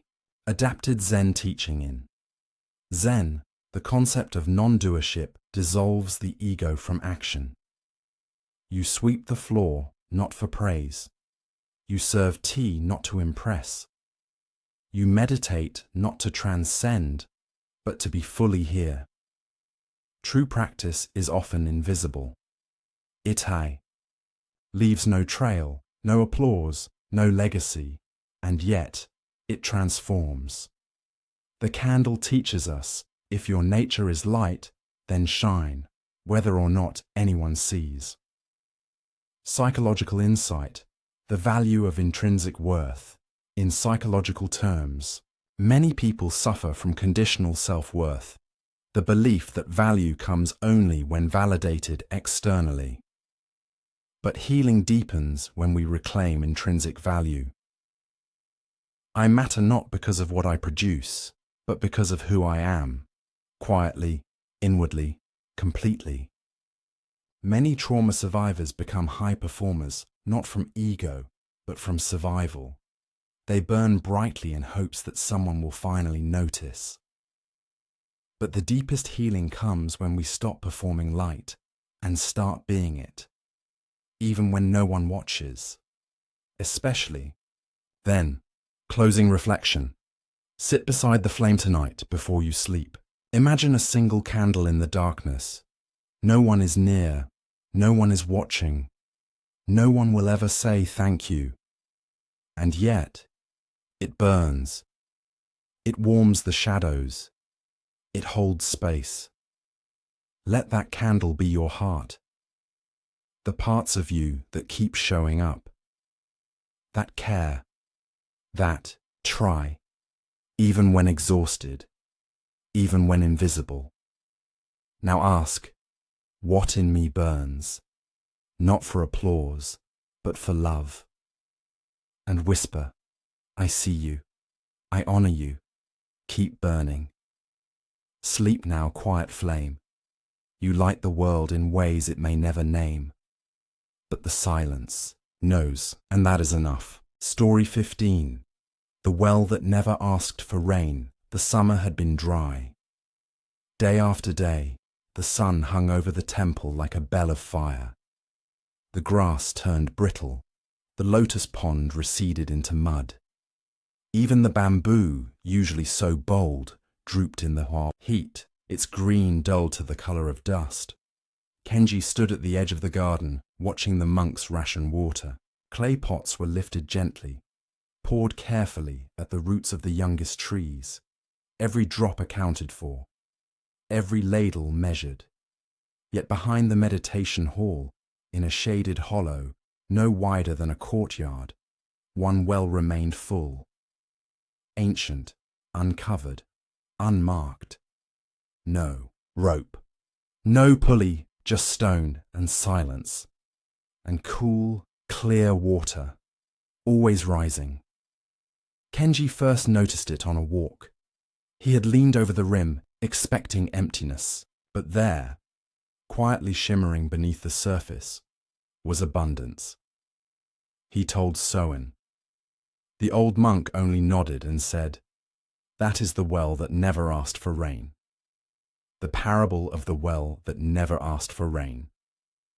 Zen, there is a teaching often missed by those who seek only enlightenment's drama. Some sources do not wait for blessing, they are the blessing. The well in this parable is not magic. It is grounded, humble, hidden. It does not collect rain. It does not rely on storm or sky. It is fed by something deeper, an underground spring, unseen but unceasing. And so, while others thirst and wait for clouds, the well simply gives, not with pride, not with exhaustion, but with quiet knowing. I am full, because I do not depend on the outside to fill me. Modern reflection. Searching outside for what must be found.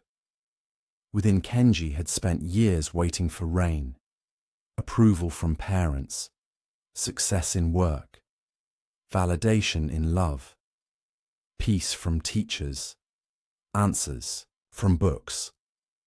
And yet, when none came, he dried inside. Brittle, empty. He thought the problem was the drought, but the real problem was dependence. The belief that something outside must arrive before peace could begin. We all do this. We wait for the message, the lover, the break, the healing, and until it comes, we convince ourselves, I am not enough. But the well tells a different story. It says, there is something in you deeper than need, a source untouched by circumstance. Zen mirror. Living from the deep spring. Look within. Be still. The wellspring of life is already flowing. The Buddha Zen does not ask you to abandon the world. It asks you to stop demanding it save you. When we become like the well, we stop bargaining with life. We no longer say, "I'll be at peace when this happens. I'll feel whole when I'm seen. I'll rest when things go my way." Instead, we drop beneath all that, into the place where breath lives, where joy needs no audience, where self-worth is not a performance. That place is not a fantasy. It is your nature, your original ground. Psychological insight. From deficiency to sufficiency.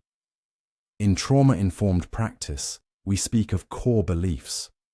Often, they sound like, "I am not enough. I am broken. I must earn love." These beliefs drive us to chase rain. But healing is not in gaining more rain. It is in discovering the spring beneath the belief. Therapeutically, this is the shift from deficiency to sufficiency. It is not arrogance. It is not denial. It is a quiet knowing that says, "I have everything I need to take this next breath." That is the well. That is resilience. That is liberation. Closing reflection. Drink without waiting, tonight. Imagine a well. Old, quiet, ignored by most. Yet within, clear water rises, even in drought, even in silence. Now, close your eyes. Place your hand over your heart and ask, "What part of me is still waiting for rain?" Then whisper, "I am the well. I do not need to be filled. I already overflow." Let that be your prayer, not to change the world, but to trust that you are more than what you lack. Sleep now. The sky may forget you, but the spring never will. Story 16. The leaf that let go. Autumn had finally arrived. It came not with thunder, but with whispers, a shift in the breeze, the slow goldening of leaves, the scent of wood smoke rising at dawn. The forest around the temple held its breath in, still reverence, as if listening for something ancient. Kenji had begun each morning sitting beneath the same tree, a towering maple near the pond. He didn't choose it for beauty, though its leaves shimmered like embers in the morning sun. He chose it because of one leaf. High above, alone on its branch, a single crimson leaf remained. All others had fallen, scattered, drifted, disappeared. But this one clung. Each day, Kenji watched it. Each day, it stayed. Even as frost kissed the branch, even as wind shook the limbs, even as time whispered, "It's okay to let go." Still, it held.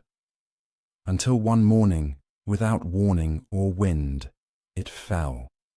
Not with resistance, not with panic, but with grace. It spun once, twice, then landed silently at Kenji's feet. He bowed to it, as one bows to a teacher, the parable of the leaf. That let go in. Zen tradition, there is deep reverence for nature, not just as metaphor, but as mirror. When the leaf falls, it does not cling to memory. It meets the earth and becomes the forest again. The leaf in this story is not dramatic. It does not struggle. It does not justify. It does not beg to remain. It simply lets go. After holding for as long as it needed to, it releases with elegance, because it understands something we often forget. Letting go is not the same as losing. Letting go is returning. Modern reflection. Our fear of release Kenji had held on for too long. To regret, to an old identity, to stories that no longer served him. He thought letting go would mean erasing himself. That, if he stopped clinging, there would be nothing left. We all do this. We hold on to people who've already left, versions of ourselves that no longer fit, dreams that belong to someone else. We think letting go means defeat. But letting go is not falling apart. Letting go is falling into place. Just as the leaf becomes the earth, we become what we are meant to be only when we release what we no longer are. Zen Mirror, the practice of gentle surrender. Only when we let go of the shore can we discover the river. Zen proverb Zen teaches us to sit with change, not to fix it, not to delay it, but to bow to it. The seasons do not resist each other. The moon does not mourn the sunrise. When we stop clinging to the past or grasping at the future, we meet life as it is, and in that meeting we find peace. True peace is not in keeping, it is in allowing. Psychological insight, the healing power of release in therapy. The moment a client releases a long-held belief or pattern is rarely loud.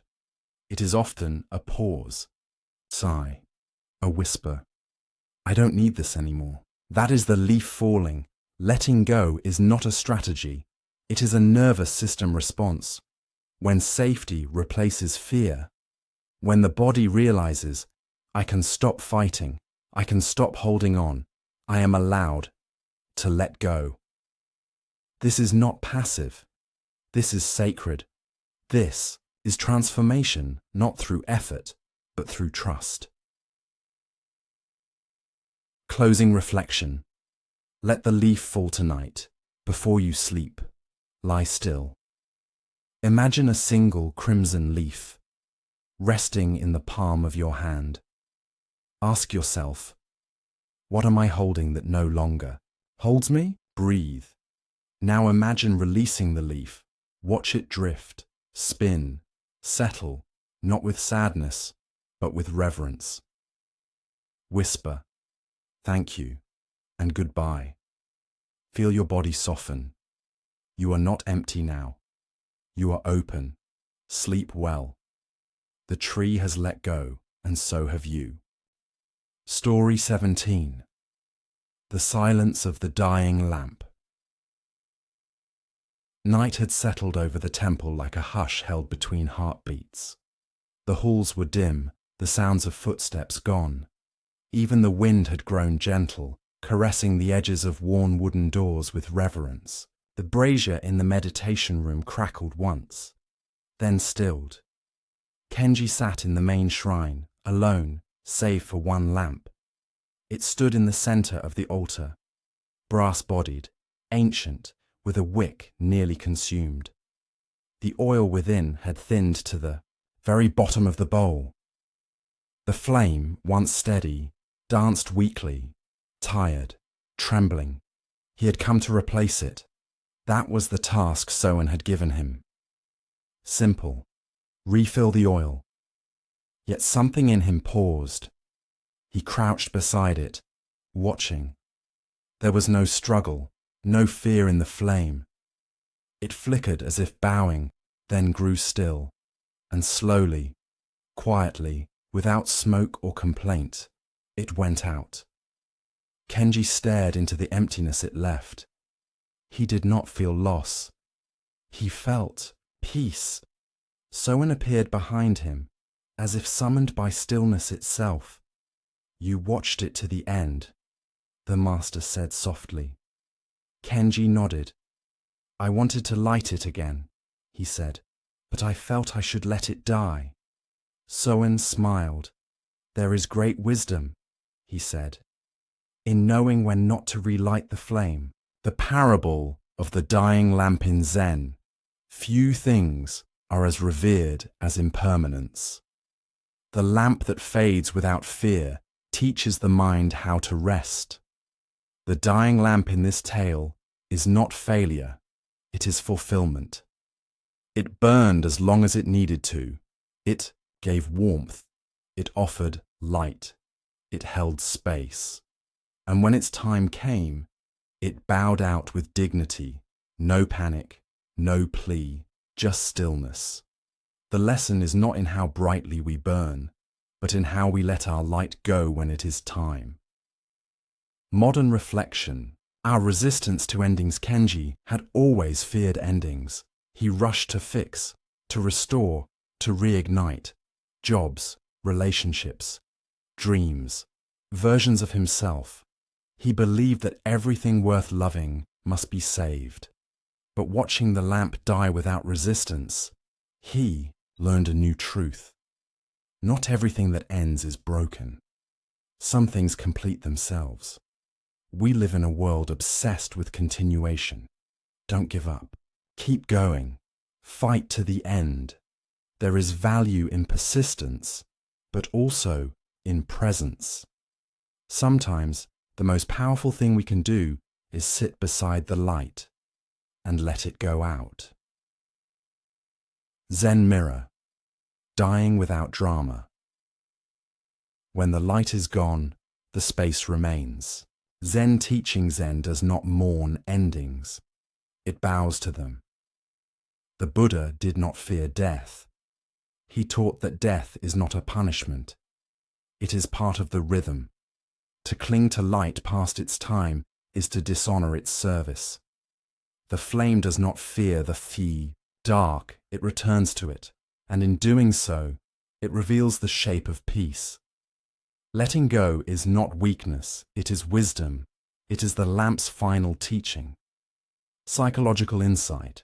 Endings and emotional completion. In therapy, we learn the difference between loss and completion. Loss is rupture, abrupt, unprocessed, painful, but completion is gentle. It is when something finishes naturally, without force, without resentment. Endings become traumatic only when we resist them. But when we accept them, sit with them, let the last moment arrive fully, we find what psychologists call closure. Not forgetting, not detachment, but a nervous system that says, I am safe. Even as this fades, this is the healing of the dying lamp. Closing reflection. Sit with the flame's last breath tonight before you sleep. Turn off all lights. Leave only one small candle. Watch it. Let it flicker. Let it dim. Let it bow. And when it goes out, do not rush to replace it. Just sit in the darkness and ask, what in me is ready to end without being fixed? Breathe. Whisper, thank you. You have served your time. You are free to go, and feel the peace that only endings can give. Sleep now. There is no need to hold on. The light has gone home, and so may you. Story 18. The wind that didn't need a name. A wind passed through the valley before dawn. Not a gale, not a storm, just a whisper, cool, wild, and utterly free. It stirred the bamboo, carried the scent of stone and early plum blossoms, pressed gently against the temple's wooden eaves, then vanished again, without ever saying who it was. Kenji, still wrapped in his robe, sat beneath the open lattice of the corridor, listening.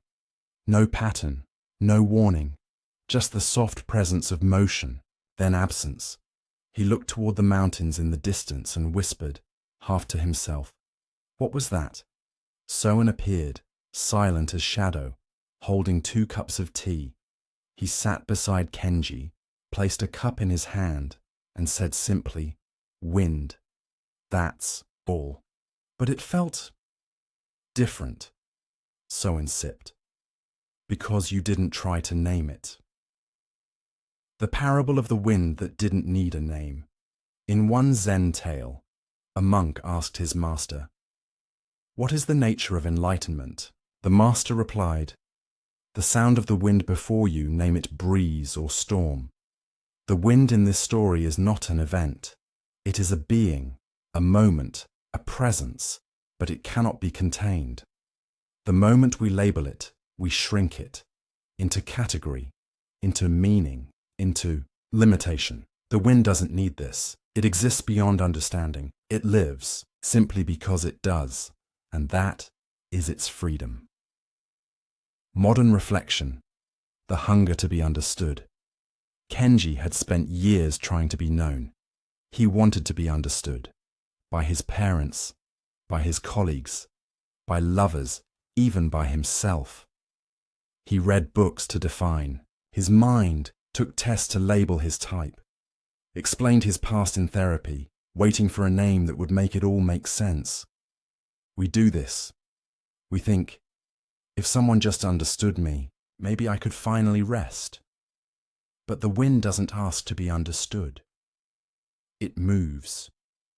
Not because it's explained, but because it's alive. Zen mirror, the liberation beyond identity. When I was born, I had no name. When I die, I will need none. Zen saying. Zen teaches us to loosen our grip on labels, not because identity is bad, but because it is too small for what you are. You are not. Your job, your trauma, your diagnosis, your archetype, your past. You are breath before it is shaped, wind before it is named. The more we try to define ourselves, the further we drift from who we truly are. Real freedom comes when we whisper, I am here. I don't need to be understood to be real. Psychological insight. Being without justification. In psychology, we often explore narrative identity, the story we tell ourselves about who we are. It gives structure, helps us heal, creates coherence, but sometimes it becomes a prison. We explain ourselves so much, we forget how to feel. We analyze so deeply, we forget how to be. Healing does not always require clarity. Sometimes it just requires stillness. The nervous system does not need your story to settle. It needs your breath, your quiet, your willingness to exist without proving anything. That is what the wind teaches. You don't have to be understood to be whole. Closing reflection. Let the wind be wind tonight before sleep. Open your window, even just a crack. Listen for wind, or silence, or nothing at all. Whatever comes, welcome it. Now close your eyes and ask, what in me is still asking to be explained?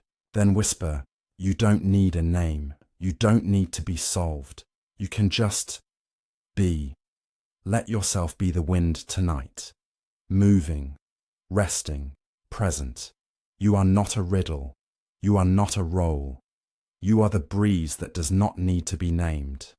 Sleep in that freedom. Story 19. The cup that was always full. It had been a day of simple labours. Kenji had swept the stone paths, rinsed the wooden floors, folded robes warmed by sun. He had spoken little, moved slowly, and found, somehow, that the silence inside him felt less like a void and more like a bowl finally resting on the earth. As evening arrived, Soen invited him to tea. Not in the main hall, but in the garden. There, beneath a weathered persimmon tree whose branches arched like bowed arms, a cloth had been spread. 2 small cups, a clay pot. Nothing else. Soen poured without ceremony. The scent of roasted barley drifted into the dusk. Kenji lifted his cup. It was simple, unglazed, slightly chipped at the lip. He sipped. Warmth spread from tongue to chest, and without knowing why, his eyes filled with tears. Soen watched him quietly, then asked, "What are you feeling?" Kenji set the cup down gently. "I don't know," he said. "I just feel full." The old monk smiled and nodded toward the empty cup. Exactly. The parable of the cup that was always full in Zen. There is a koan whispered to new monks on their first winter retreat. When the cup is empty, it is ready. When the cup is full, it is grateful. But the wise know the cup is always full. The cup in this story is not about what it holds. It is about the space it offers. You see, the cup is never judged by its contents, but by its capacity to receive, to hold, to offer. It is enough simply because it is a cup. The same is true of us. Modern reflection. The chase for more Kenji had lived, like many of us, under the illusion that joy lives in the next moment, the next job, the next partner, the next spiritual breakthrough. He believed that fullness required acquiring, but sitting with a chipped cup, in silence, with nothing spectacular, he realized peace had always been available. It just required him to stop reaching and start receiving. We are conditioned to chase wholeness, become your best self, upgrade your life, manifest abundance. But what if abundance is not what you get, but what you notice? What if the cup is already full, not with possessions, but with presence? Zen mirror, the practice of Trituk, knowing you have enough. A person who is content is richer than one who owns the world. The Buddha in Vietnamese and Chinese Zen, the concept of Trituk, knowing sufficiency, is central. It is not complacency, it is clarity. It is looking at a bowl of rice and bowing. It is hearing the wind and not needing music. It is resting, not because all is perfect, but because all is enough. In Zen, monks do not practice gratitude lists. They simply become gratitude. Every step is thank you. Every sip is thank you. Even pain becomes a teacher worthy of gratitude. Psychological insight. Rewiring for contentment. Neuroscience tells us that the human brain is wired for lack. It evolved to notice danger, threats, what's missing. This helped us survive. But today, it keeps us in a loop of, I'm not there yet. I'm not enough yet. I need more. Healing means interrupting that loop, not with toxic positivity, not with denial, but with sacred attention, by slowing down, by feeling warmth spread from a cup of tea, by noticing that breath continues even when nothing is achieved. This is not laziness. It is deep, radical self-regulation. It is resting in the truth. I do not need more to feel whole. I only need to be here. Closing reflection. Feel the fullness. Without filling tonight before sleep, take a cup, any cup. Hold it in both hands. Do not pour anything. Just hold. Feel its shape, its weight, its potential. Now breathe.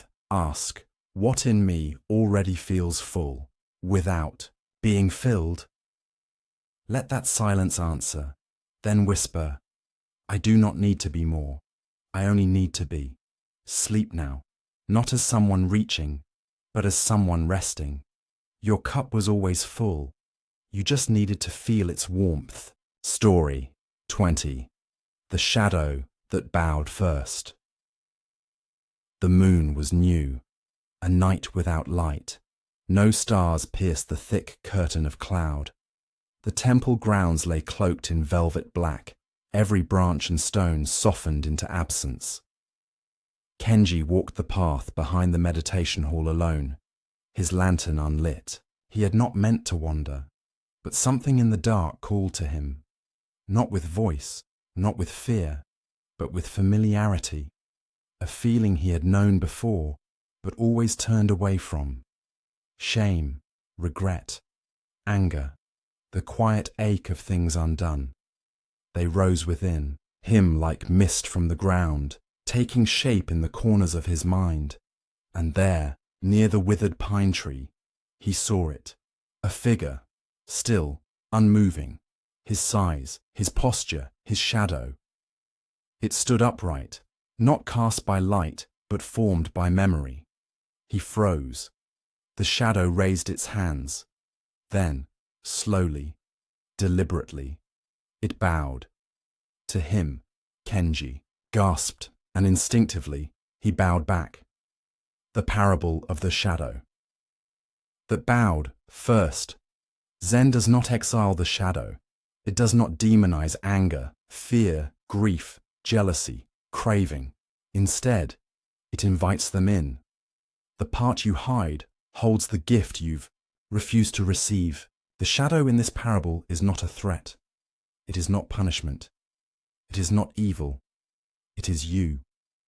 The you that you couldn't love. The you that you tried to outgrow. The you that felt too heavy, too wild, too ashamed. And yet, this part bows. Not to beg, not to demand, but to ask, will you finally see me? Modern reflection. The parts we banish Kenji, like so many of us, had tried to heal by subtraction. He thought becoming whole meant removing the parts that hurt. That to be good, he had to silence his anger. To be wise, he had to abandon his fear. To be peaceful, he had to overcome his shame. But healing is not exile, it is reunion. We live in a culture that says, fix yourself, overcome your flaws, cut out what's toxic. But what if the shadow isn't an enemy?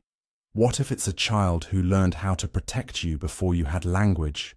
What if it bows, not to hurt you, but to return?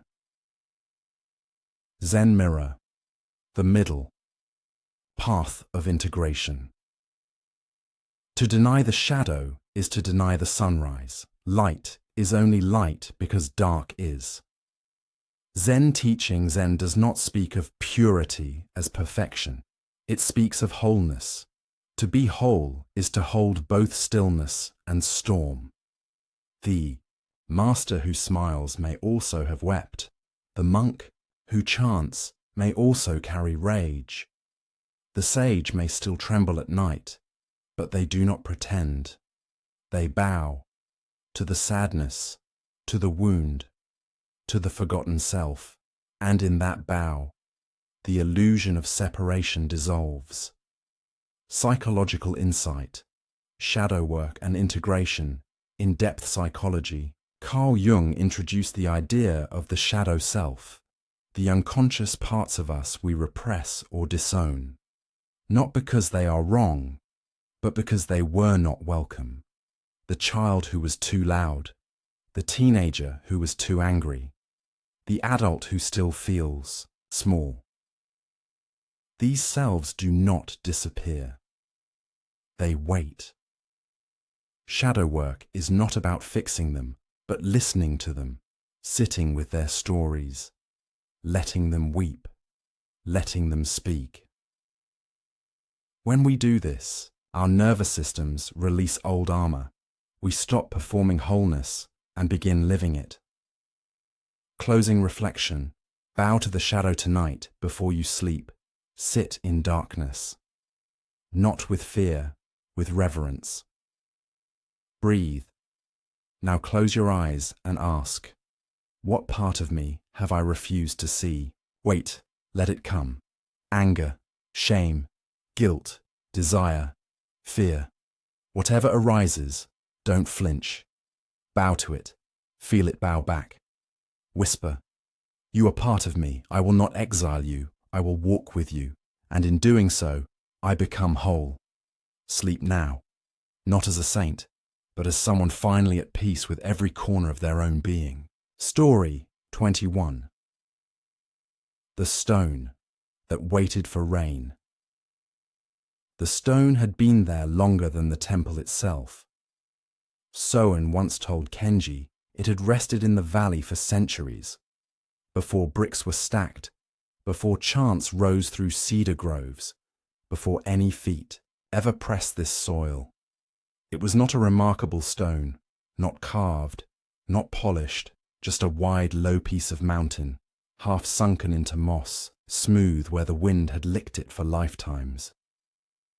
Kenji passed it each day. He never noticed it. Until the Aiba, rain came, the season had turned again. The monsoons rolled in slow waves, soft and heavy. For 3 days, the skies poured themselves out, drenching trees, stones, skin, and breath. On the 4th morning, Kenji stepped into the temple courtyard and stopped. The stone was glistening. No longer dull, no longer grey, but dark as ink, deep, luminous, and impossibly still. It shimmered like it was breathing. He approached it, touched it, and in that moment he heard a memory not his own. Do not rush your bloom. Some beauty waits for water. He turned. Soen was behind him, as always, without a rival. It always looked dry, Kenji whispered. Soen nodded. Because it was waiting. Some things do not shine by effort, only by rain. The parable of the stone. That waited for rain, there is a tale among old monks that is rarely written, only spoken in times of spiritual fatigue. The stone never begged the sky. It simply endured, and when the rain came, it remembered how to shine. This parable is not about surrender, nor about action, but about sacred stillness. The stone does not push, does not strive, does not ask to be seen. It simply is. It holds, and in holding, it becomes witness to something rare, that the deepest transformations come not from control, but from allowing. Modern reflection. Our addiction to progress, Kenji, had once believed that healing was a timeline, that awakening came in stages, that better was something to be built, one daily affirmation, journal entry, or insight at a time. He kept striving to open faster, to feel more, to change now. We live in a world that teaches urgency. You must evolve. You must push through. You must not wait. But the stone teaches a deeper truth. Sometimes the soul doesn't need a breakthrough. It needs to be still, until the right rain comes. Zen Mirror. The practice of inner ripening. The fruit falls when it is ready, not when you shake the tree. Zen saying. In Zen, waiting is not passive. It is a kind of deep listening, a reverence for the timing of the Tao, the way. The cherry blossom does not bloom in winter. The river does not rush to the ocean. Everything arrives when it does. The practice is to remain present, to not abandon the path just because nothing is blooming yet. The stone does not know when the rain will come, but it waits, with dignity, with patience, with faith in the rhythm of things. Psychological insight, the nervous system, and timeless healing in trauma recovery. There is a truth often ignored. You cannot rush the body into feeling safe. No affirmation, no insight, no workshop can substitute for time. Real healing is slow, organic, like rain on stone. Therapists speak of readiness states, moments when the psyche opens not because it is forced, but because it is finally safe enough to feel. Sometimes the most powerful intervention is this. You don't have to be different yet. I will sit with you until the rain comes. This is the medicine of the stone, not transformation, but readiness. Closing reflection. Wait without withering. Tonight imagine yourself as stone, cool, silent, resting deep in the earth. Feel the moss around you, the clouds above, the ache of time. Now ask, what am I trying to force that is not ready yet? Breathe. Whisper, I am allowed to wait. I am allowed to rest. I trust the rain will come. Sleep now. You do not have to bloom tonight. You only have to stay rooted. The rain remembers where you are. Story 22. The bell that rang once. It was not a special morning. The sky was pale, the wind still. No festival, no ceremony, no guest. The monks had gathered, as they did each day, in the main hall for the dawn chant. Kenji had found his usual place, near the back, silent, awake, but without expectation. He had slept poorly. His dreams had been restless, his breath shallow. Everything felt ordinary, until the bell rang. Not the great bronze one in the tower, not the rhythmic call of practice, just a small handbell, rung by the junior monk who opened the session. It rang once. Not loud, not long, but something shifted. The sound was clear, pure, sharp, yet soft. And then it was gone. But the silence that followed was no longer the same. It was alive, expansive, more than absence. It was presence. Kenji's breath deepened. His thoughts fell still. And for a moment, just one moment, there was no fear, no self, no seeking. Only now. The parable of the bell that rang. Once in Zen temples, bells are rung not for music, but for awakening. The bell is not a call to attention. It is attention. Most bells ring in rhythm, guiding meditation. But some temples keep one bell, reserved for no pattern, no schedule, no reason. It is struck only once, at the right moment, without warning, and that one sound, that single note, becomes the whole, teaching.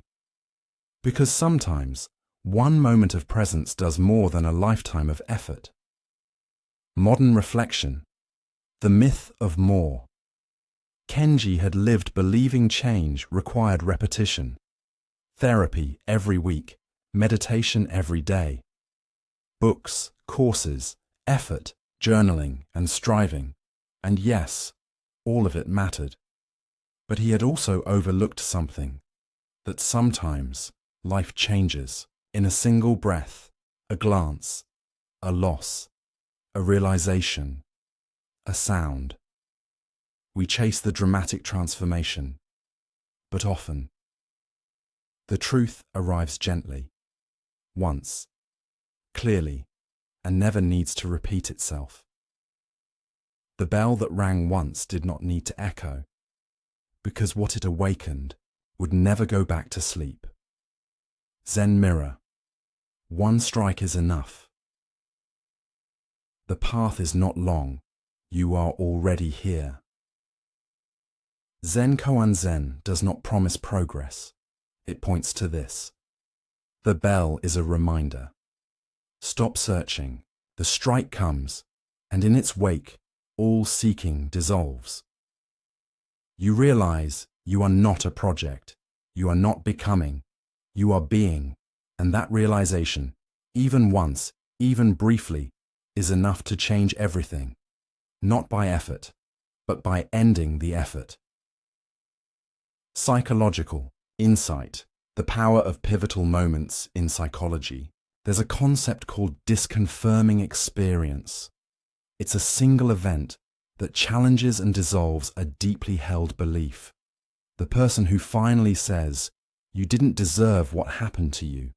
The moment a parent holds their child and says, "I'm proud of you." The second you hear silence after years of noise and realize, "I'm not broken, I'm just tired." These moments don't repeat, but they stay. Not as wounds, but as doorways. A bell that rang once and left an echo in the soul. Closing reflection. Listen for the one. Note tonight. Find a small bell, or imagine one. Not to play, not to use, just to honor. Close your eyes, breathe in silence, and ask, what truth have I already heard that I keep asking to hear again? Then whisper, once was enough. I carry it still. I do not need more. Let the silence ring. Let your body remember. Let your spirit soften. Sleep now. The bell has rung, and you have heard it. Story 23. The door that closed itself. It was the season of falling fruit. The temple's orchard, tucked behind the stone fence, was scattered with persimmons, orange and bruised, their stems surrendering with quiet grace to the pull of gravity. Kenji had come to sweep the garden, but something pulled him toward the small tea house at the edge of the grove. A structure built of wood and stillness, with paper walls that flickered like memory in the breeze. The door stood open. Just a gap. Just enough to suggest invitation. He stepped inside. No one was there. A single zabuton cushion, a low table, a cup from some other afternoon. He sat, breathed, listened, and just as he settled into the silence, the wind picked up, soft, firm, decisive. The door creaked and closed, not slammed, not locked, just gently, precisely, completely shut. Kenji turned to look. He felt no panic, no loss, no need to open it again. In fact, something in him whispered, "It is done." The parable of the door that closed itself. There is a tale passed down among Zen teachers about a novice who spent years trying to decide whether to leave the temple. He walked in and out of the gates, stayed through seasons, left and returned, until one day, as he hesitated once more, the temple gate closed behind him with the breeze. He didn't touch it, he didn't plan it, and in that simple moment, he knew the decision had already been made. When the door closes itself, the soul no longer needs to debate. Modern reflection. Our compulsion to control. Every ending, Kenji had held open many doors long after their use had passed. Jobs he no longer loved. Friendships whose silence had grown too heavy. Versions of himself that no longer fit, but still dressed. Each morning, he believed it was noble not to quit, to always wait for certainty, to preserve connections, to never close the door unless the closure was mutual, peaceful, clear. But life is not always polite. Sometimes things drift. Conversations die without farewell. Opportunities fade before they fully form. Love changes its shape, and we keep standing in the threshold, asking, should I close it? Should I wait? What if? But the wind knows, the body knows, and sometimes the door closes itself. Zen mirror. The grace of unforced conclusion. A leaf falls not because it is pushed, but because it is ready. Zen teaching Zen does not teach you to slam doors. It teaches you to notice, to listen to the moment when something is done, not because you reject it, not because you no longer care, but because the cycle is complete. The teacup is empty. The bowl has been offered. The lesson has been learned. To hold the door open beyond that is not loyalty. It is fear. To allow it to close without interference. That is liberation. Psychological insight. Ambiguous endings and nervous system relief in therapy. We often encounter ambiguous endings, relationships or situations that don't resolve with clarity. The absence of clean closure can keep the nervous system in hypervigilance, always waiting, always hoping, never resting. But part of deep healing is learning to say, I didn't get the closure I wanted, but I can give myself permission to close. When something ends naturally without force, we often don't trust it. We reopen the door in our minds. We revisit the scene. We write letters we never send. But healing comes when we say, that was then. This is now. The door has closed itself. I don't have to hold it anymore. Closing reflection. Let the door close tonight before you sleep. Imagine a room. Inside, a door, open. Now, feel the wind, soft, steady, true. Watch as the door swings inward, slow, silent, final. You do not close it. You do not resist it. You simply let it go. Ask yourself, what door have I kept open from fear, not love? Then whisper, it is okay now. You may rest. It is done. Sleep now. The door has closed, and for the first time, you no longer need to stand there watching. Story 24. The garden that grew without asking. Spring had returned, not with spectacle, but with persistence. A soft mist clung to the hills. Tiny buds pushed through earth that only weeks ago had been cracked with frost. Birds began their quiet rehearsals. The temple roofs dripped gently in the morning thaw. Kenji had wandered to the far side of the grounds, to a place no one spoke about much. The forgotten garden, a small patch of land tucked behind an old storage hut, once cultivated by a monk long gone. There were no rows, no fences, no signs.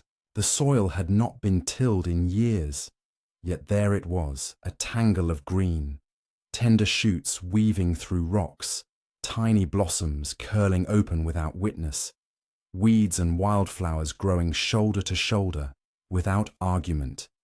Kenji crouched near a crooked stalk of wild lettuce and whispered, "Who planted this?" Sowen's voice came from behind him, as if the wind had learned to speak.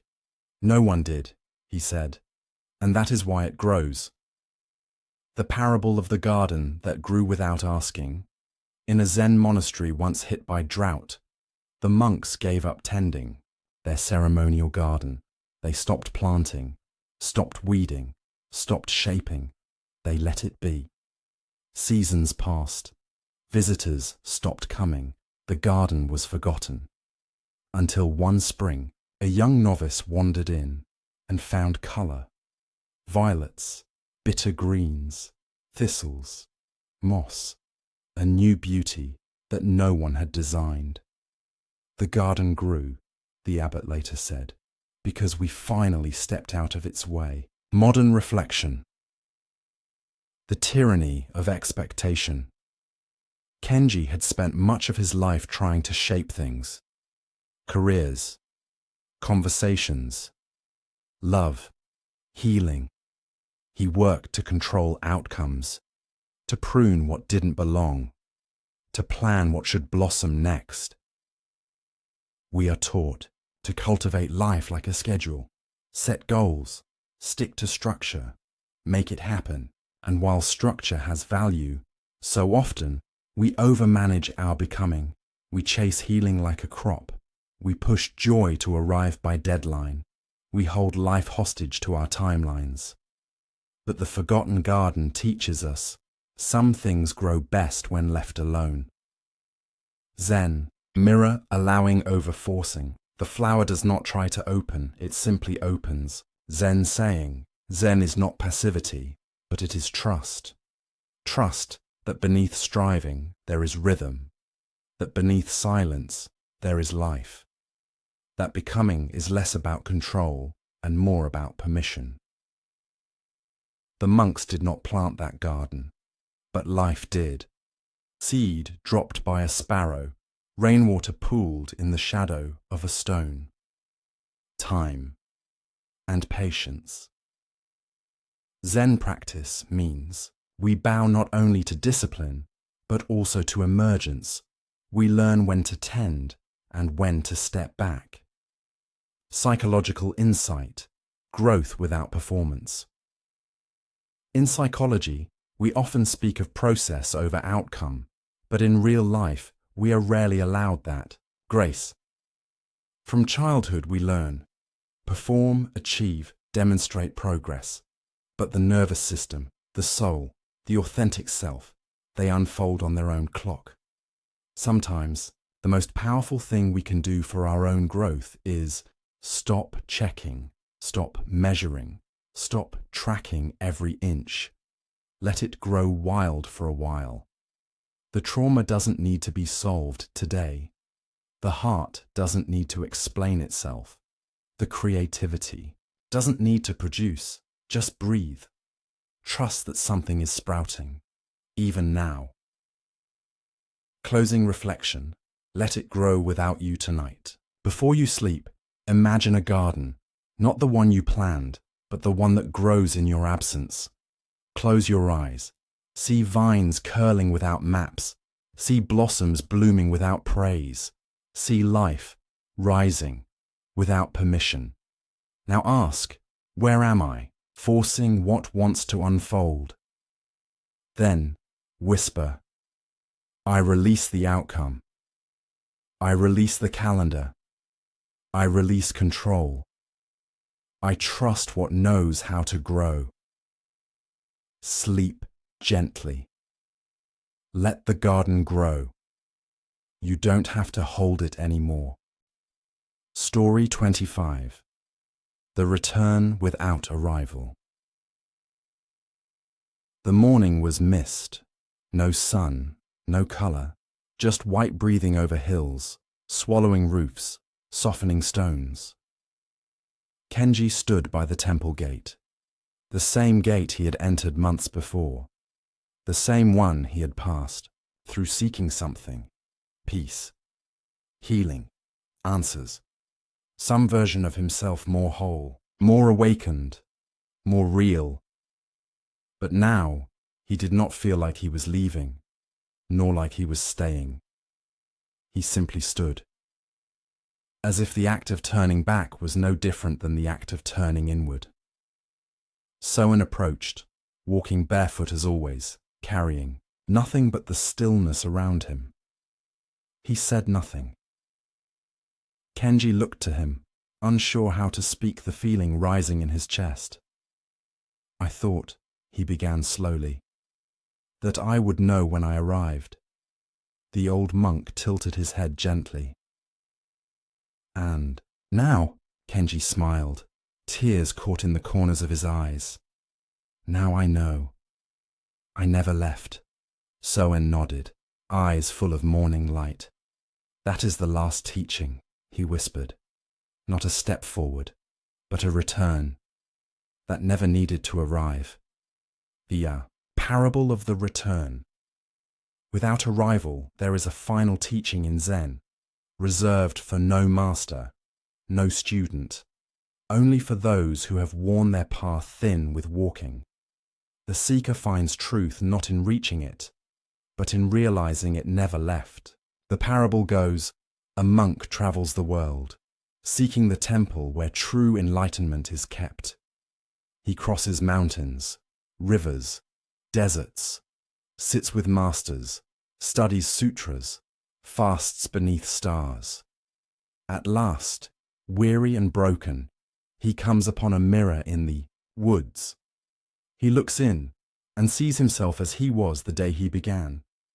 Only now, he smiles and turns around. Modern reflection. The end of becoming Kenji had spent a lifetime trying to become better, wiser, more spiritual, more healed, more whole. He had climbed every metaphorical mountain, burned through every candle of effort, and yet, in this final stillness, he saw the truth. There was never a mountain. There was only him, The world taught him to chase. Zen taught him to return. And what did he return to? This breath, this quiet, this self, not fixed, not improved, not transcended, just witnessed. Zen, mirror, no path, no arrival, just now. When you realize the path was under your feet all along, you stop running. Zen saying, Zen is not a journey outward. It is not a staircase of progress. It is a spiral, leading not forward, but inward. At first, the student seeks enlightenment as an event, a sudden break, a light, a transformation. But in the final silence, they see there is no event, only presence, only the quiet shift from doing to being. The master does not arrive, he disappears. Into the moment, into the tea, the floor, the breath. Psychological insight, integration. Beyond healing in therapy, healing often begins with urgency. Something is wrong. Something must change. The past must be solved. But the true endpoint of inner work is not perfection. It is integration. It is no longer needing to fix the self, no longer organizing the world around wounds, no longer proving your worth through progress. It is the exhale that comes not after success, but after surrender. I am not who I was, and I never had to be more than I am. This is not the end. This is freedom. Closing reflection. Come home. Without arriving, tonight before you sleep, sit upright, close your eyes, breathe slowly, feel the weight of the body, the pulse behind your ribs, the rise of your breath like mist. Now, ask, what if I've already arrived? Not to stop growing, but to stop grasping, to let this moment be enough, to stop climbing and sit, right here, right now. Then whisper, I return, not to a place, not to an answer, but to myself. Sleep gently. The path is no longer ahead. It is beneath you. It always was.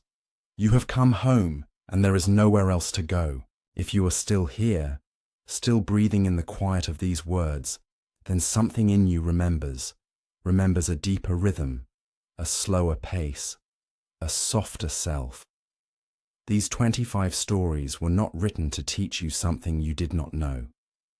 They were here to help you remember what was never lost, your stillness, your sufficiency, your light. You didn't have to chase it. You didn't have to become someone else.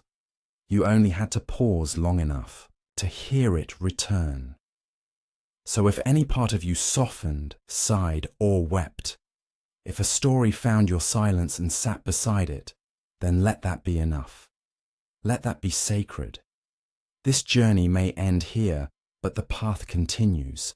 Every time you choose presence over pressure, every time you bow to what is instead of what should be. And if this touched you, speak not with loud applause, but with the quiet echo of gratitude. Leave a comment. Share this with someone whose soul is tired. Subscribe if you'd like to keep walking together. You don't walk alone. Somewhere in the forest of stillness, the candle is still burning, the bell is still ringing, and the gate is always open. Thank you for being here. Thank you for being you. Namaste.